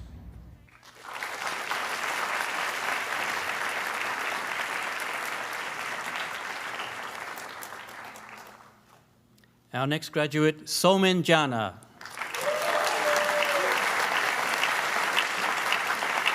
Somen Jana was in Bernd Kuhn's unit, and he looked at feed-forward disinhibition of Purkinje neuron dendrites by molecular layer interneurons. I believe there is a message from Professor Kuhn. Somen is living the scientific dream. Coming from a small village in India where there was no electricity when he was young, he made it to university and then to OIST. Now he is about to leave for a postdoc position in Oxford. Somen is working on interneurons in the cerebellum, and with every experiment he did, the simple textbook stories became more and more complicated, and Somen did many experiments. He worked extremely hard and used his people skills wisely, especially by bribing all his friends and supervisors with amazing Indian curries. He also is the unofficial barbecue master of the lab. Half of the pictures I have of him show him standing at the grill with barbecue tongues. Somen is also an exceptional drone pilot. In the blink of an eye, he unpacks his drone, zooms out over Florence hundreds or thousands of meters away, or around the Leaning Tower of Pisa, and before any guard or police can catch him, the drone disappears again in his backpack, as if nothing happened. Somen, well done, congratulations.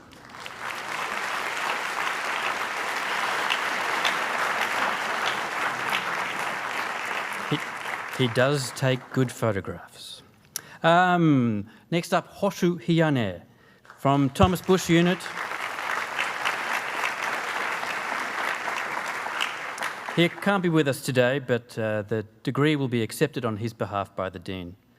And his thesis on non-equilibrium properties of strongly correlated one-dimensional quantum gases, I went to the presentation, it was great.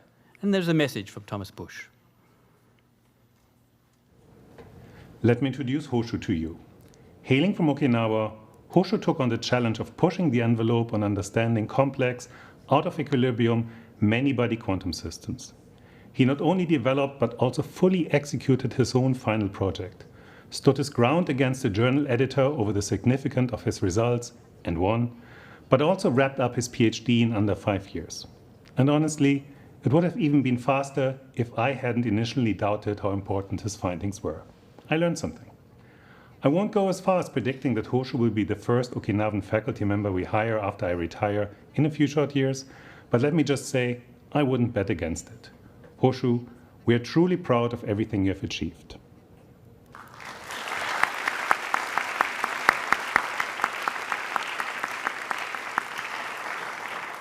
The next student is also unable to be with us today, but she's joining us on Zoom. Deviana Davy.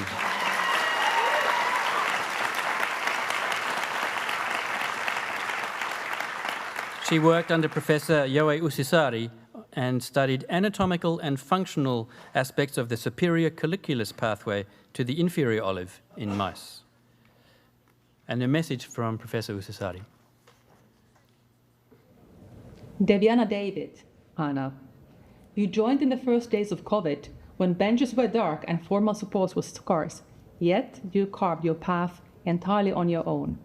You uncovered the superior colliculus to inferior olive link that the entire field had missed, mapped its synapses down to individual spines, and then, because anatomy wasn't enough, you used a new ventral surgery to show the pathway's impact in living mice. Not content, you built a behavioral paradigm hinting that this circuit lights up during hunting, opening a fresh window on cerebellar function. Your hallmarks are precision and nerve, viral targeting of a nucleus most people can't even locate, MATLAB mastered in months, and the night when you delivered my GRC lecture with 12 hours notice. Colorado University now gains an experimenter who turns impossibilities into protocols. May your rigor, steady hands, and curiosity keep pushing the frontiers of voltage imaging and set yet more tough precedents for the rest of us. Congratulations, Anna.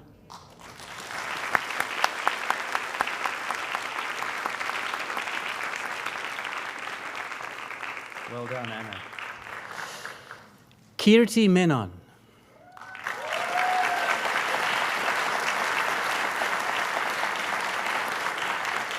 Kirti Menon was another student of Professor Thomas Bush, and she looked at the role of statistics as a thermodynamic resource in quantum engines. I don't know what that means. There is a message, again, from Thomas Bush. It is my pleasure to introduce someone who has left both a scientific and a slightly viral legacy, Kirti. Kirti developed a new idea for a quantum engine, blending theory with close collaboration with an experimental group in Germany. The work made large waves internationally and even inspired some widely enthusiastic YouTubers predicting the next industrial revolution. Please don't Google them, we are still recovering. Beyond her scientific contributions, Kirti has been a kind, generous, and welcoming presence, especially when promoting the beauty, the food, the people, the inventions, the everything of Kerala. Her final project, exploring a hybrid quantum classical engine, showed even greater efficiency and left us with enough exciting questions to keep our group busy for years. Kirti, we are truly proud of everything you have achieved.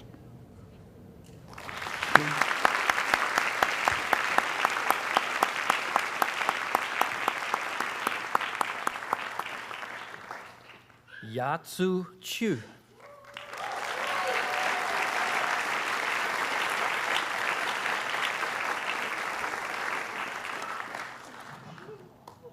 Yatsu Chu and family.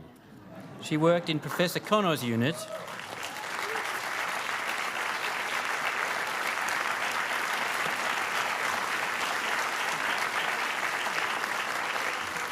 and she looked at functional mitochondrial RNAs and how they regulate plasma membrane damage in human fibroblasts. Professor Kono has a message. Congratulations, Dr. Yatsu Chu. I can't say how proud I am. And I'm sure that your baby Asaki feels the same. Hey Yatsu, I hope you and your family have a great time in the US, and I hope you have a great future there. Congratulations, Yatsu. All the best for your future. Congratulations, Dr. Yatsu Chu. Best of luck in your future career.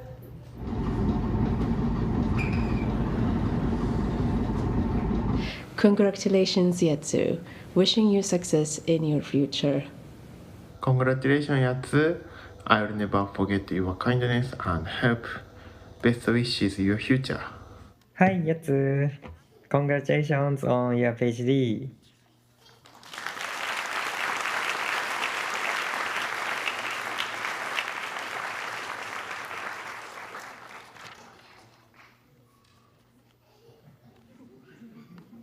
All right. Maybe a future student. Shubham Gautam, Evan Economos Unit.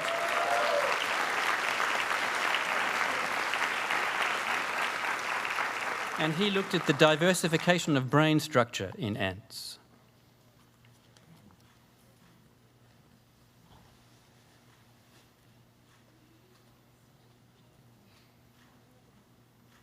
Oh, we have a message from Evan Economo, I believe. Ants are very small, and their brains are even smaller. That Charles Darwin called the ant brain the most marvelous atom of matter in the world, because this small structure can produce such complex behaviors and even complex societies. Shabam, your thesis moved us down the road to understanding better how ant brains evolved and how that relates to their social structure and their ecology. By comparing a large number of species and reconstructing their morphology in 3D, you've brought us much closer to our ultimate goal. You did a great job, and I wish you all the best for your future endeavors. I know you're just getting started.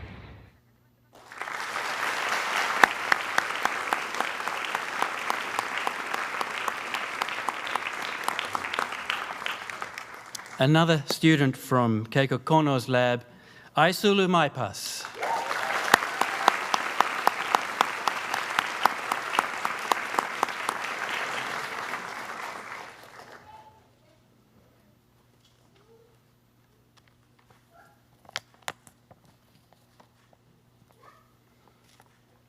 And we have a message from Professor Yamamoto. Aisulu, congratulations on your graduation. 5-6 years ago, you came to my office and told me that you are interested in cancer biology. Among the students in my molecular oncology class, 2 are always active and asked questions. One of them was you. I don't remember if your questions were difficult or easy to answer, but I remember that you were full of curiosity. At that time, my unit was the only one working on cancer research. Naturally, you joined my unit. If it happened now, you would have many choices: Franz, Keiko's, or mine. I was lucky there was no competition at that time. After OIST, I wish you every success in your scientific career and happiness in your life. You have a bright future.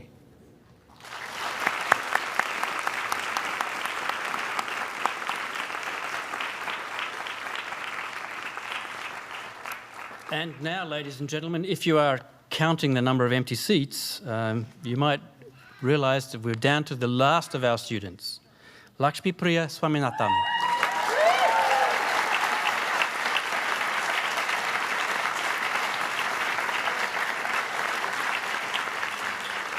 Lakshmi Priya also worked in Yoi Usasari's lab, but was co-supervised by Greg Stevens.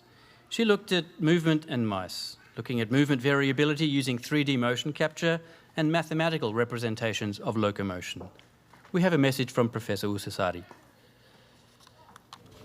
Lakshmi Priya Swaminathan. Today, we salute the theorist who stepped out of a Hilbert space and into a room full of fluffy mice. You arrived armed with Hamiltonians and calculus, only to discover that the mouse is neither a point mass nor a sphere in a vacuum. Undaunted, you ventured into a new territory and forged the first rigorous vocabulary for whole-body animal kinematics. Now you're patiently converting motor neuroscience field to that view that no single body part can speak for the body. We have to listen to the entire score. Your work is already maturing into 3 papers that will ripple from robotics to neurodegenerative diagnostics. Many of the students in this hall know you also work behind the scenes, pushing for a healthier graduate environment and jumping in whenever someone needed a matrix decomposed. Watching you weave beauty and rigor together has been a privilege. Keep flying across high-dimensional spaces and long time scales, and remind us that mathematics can sing. Congratulations, Lakshmi.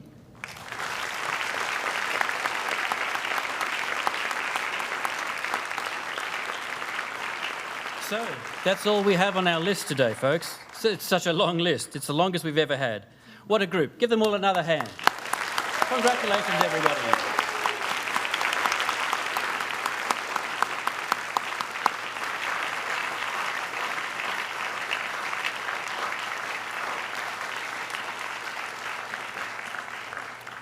Now, I would like to call on the Provost, Amy Shen, to make a couple of important announcements.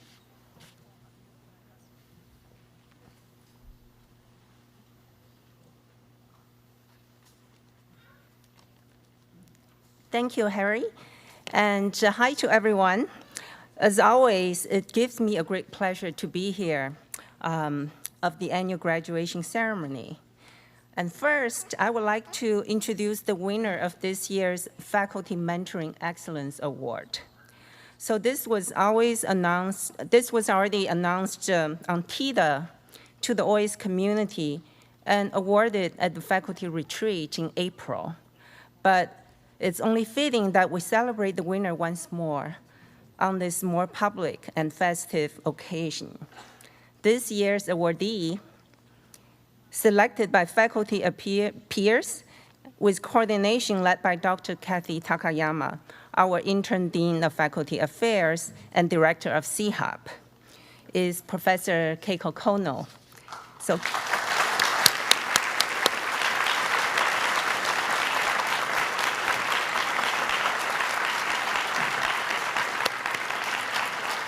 So I just would like to read the award citation included in the following comments.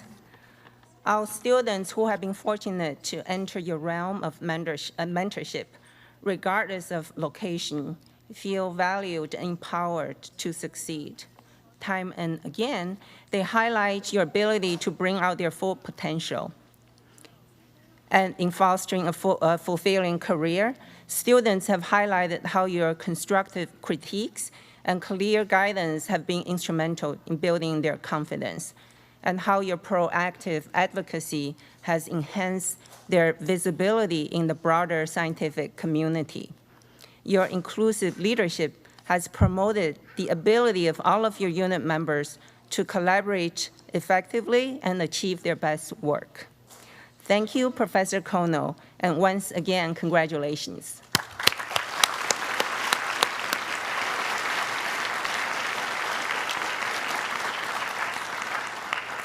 So now let me turn to my second announcement for today. This year's winner of the Peter Gruss Doctoral Dissertation Excellence Award. This award is dedicated annually from students nominated and endorsed by their supervisors, evaluated by a panel of 4 professors, those who are not involved in graduating any of these students today, and also last year's thesis awardee winner. So they look at originality of research, impact of their work, and of course, the quality of the written work itself. So given the diversity and depth of research conducted by OIST graduates every year, the decision is never easy, and this year was no exception. So before announcing the winner, I would like to note that the voting was especially close this year. And we would like to make an honorable mention to Alessandro Bevilacqua for his thesis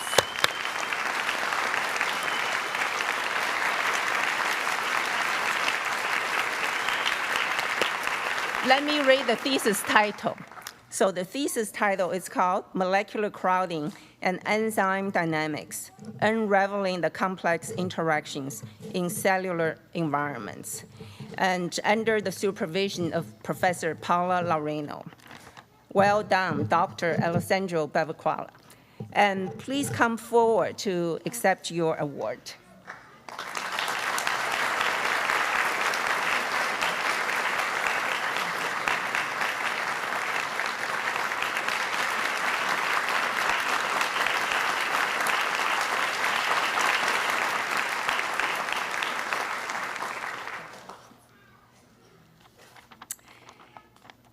Okay, so now the winner of this year's Peter Gruss Doctoral Dissertation Excellence Award by unanimous decision was Dr. Yuta Yamasaki.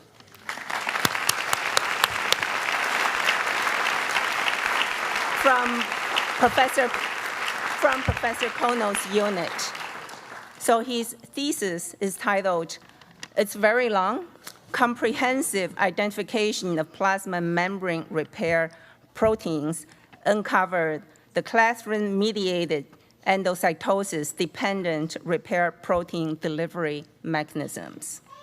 So as mentioned, noted by his supervisor, Professor Kono, Yuta is absolutely the most productive scientist.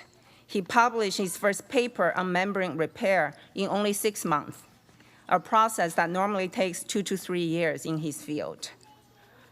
Yuta's full thesis study uncovered the entire picture of cell membrane repair mechanisms in budding yeast, a pioneering work that would be applicable in more complex eukaryotic cells, including human cells. The impact and innovation of his approach were obvious and made it a very clear case for the judge's choice. So congratulations, Yuta, and please come forward. You're already there to receive your award.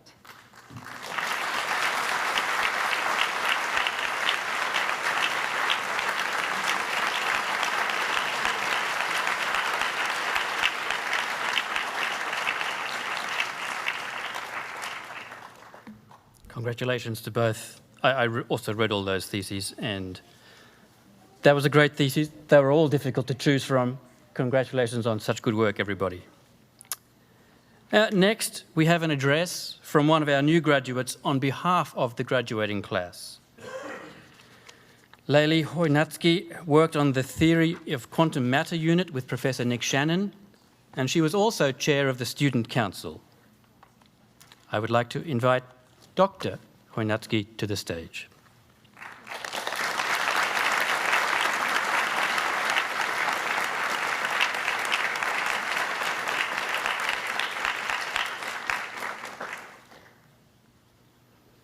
Dear OIST community, honored guests, friends and family, and fellow graduates. It's an honor to speak to you all today, and a great pleasure to be back at OIST. Almost 14 years ago, this institution was born as a graduate university. And at that time, most of this class here were close to the birth of our own early academic studies. As OIST was assembling its first graduate students, we were beginning our own journeys of assembling our identities as students, connecting more deeply with our passions, and discovering work that brought our interests into alignment. It was around that time that I first heard of Okinawa, through my non-academic interest in the Okinawan fighting art of karate. Back then, I would not have been able to imagine how my future in Okinawa, here in Japan and at OIST, would unfold, and how much I would learn along the way. In those early days, long before coming to Japan, I had been exposed to some yoji jukugo, or 4-character propers in Japanese. And there is one in particular which I think is worth reflecting on today, Sosen Suihan. And in English, allow me to interpret this as take initiative and set an example worth following. All the people sharing the stage with me today have certainly done this and more, each in our own way. And from the passions that we've carried and cultivated with us since the start of our academic journeys, we've all discovered much about the natural world, the world of science and beyond, and of course about ourselves. Each of us had our reasons for choosing OIST to be part of our path in science. And we've had PhD journeys here unlike anywhere else in the world. Our graduate education combined rigor and creativity. We were with many mysteries and also confronting a healthy dose of the impossible. It involved many failures and eventually discovering how to transform those into something valuable. And very importantly, in this unique community, our journeys involved people and lots of beautiful nature. All across this island, we shared many hours together, finding respite, new ideas, fresh challenges, and refreshing company far from home. With some, we may have only had occasional glimpses of how they perceive the world But even those very well-timed glimpses can still be very insightful inspirations for scientists and the catalyst that sparks us on the right path for us. The path here was by no means easy, and there have indeed been many growing pains. But we can all make a choice today. We can choose what to keep close to our hearts from the times that we've all shared, and to hold on to what will keep us best fueled and inspired for whatever comes next. For tomorrow, remember, Sosen Suihan. Find what makes you the best version of you, so you can continue to set an example worth following. There is another four-part saying that's used in agriculture, which I believe is key to successfully living this principle. And it says, the right inputs at the right rate, the right time, and the right place. I think that this four-factor principle applies equally well to science and education, whether we are mentoring or teaching others or ourselves. The right inputs at the right rate, the right time, and the right place. When one or more of these things is missing, the outcomes that we typically seek move actually farther from reach. And in those circumstances, we cannot be our best selves, nor do we let others around us be their best selves. We cannot force the factors that are outside of our influence and outside of our control to conform to our ambitions, but we can exercise choice about what kind of influence we want to be in our community and in the world at large. We can choose to ask ourselves regularly, what is missing for me to be the best example that I can set right now in the world? And of increasing urgency, we can also add to this inquiry, what does it mean for me to lead a more sustainable and ethical life? How can I change to better support that? Whether you think of yourself as a leader or not, everyone in this room, in fact you are, with every action that you take in this life. Remember, Sosen Suihan, persist, inquire, make mistakes, and go create examples where there were none before. We all have a role to play in shaping the future, not just those of us here beginning our next adventures. The examples that are needed for tomorrow's world are still in the making, and many could be formed here in this community. Our time at OIST is now coming to an end, but I know that many of us will watch with curiosity to see what examples OIST will forge moving forward. Make us all proud. On behalf of myself and my fellow graduates, I'd like to express our gratitude and fondest farewell to OIST, to all of those who were there for us and who supported us along the way, to those who challenged us. We leave now empowered to make the world a better place. どうもありがとうございました。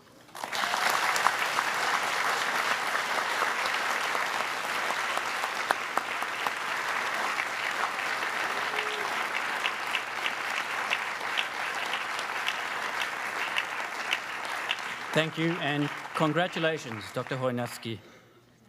These personal speeches are always so moving, and they help our staff and faculty and peers reflect on and appreciate the amazing journey that this group of students have undertaken and survived.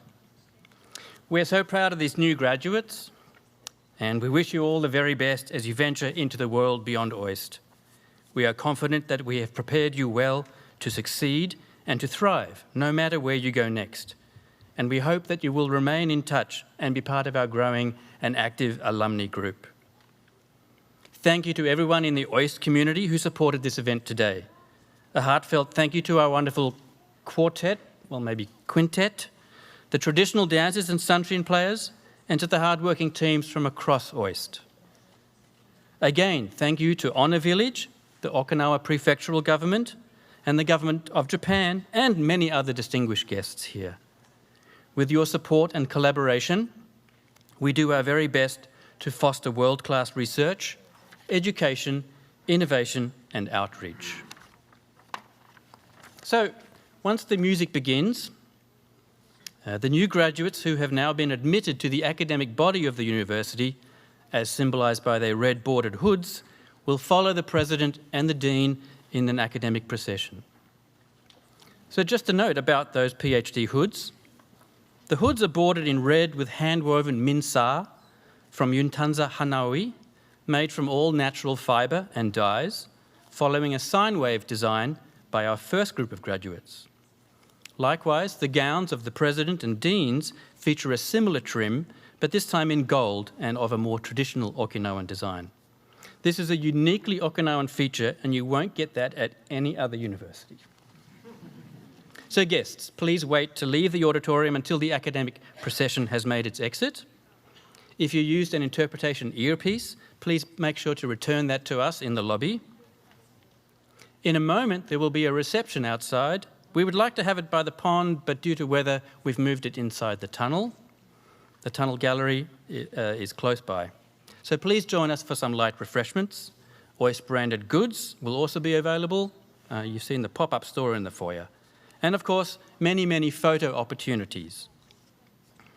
Don't forget, graduates, we're going to grab you for a photo opportunity first thing, so don't run away too far. So thank you all, everybody, for joining us today in recognition of our graduates' outstanding achievements.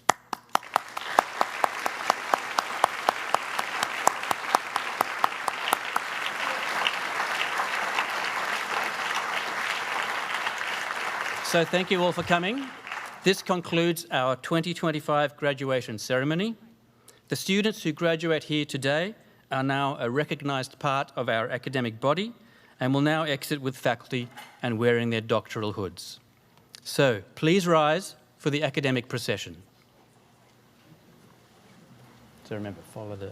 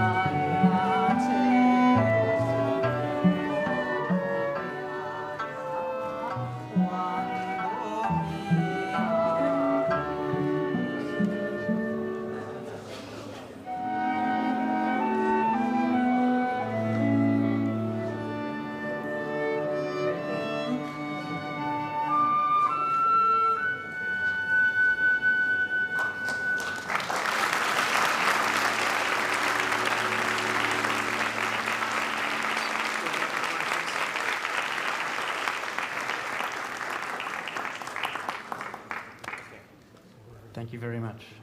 Thank you, everybody. Have a good day.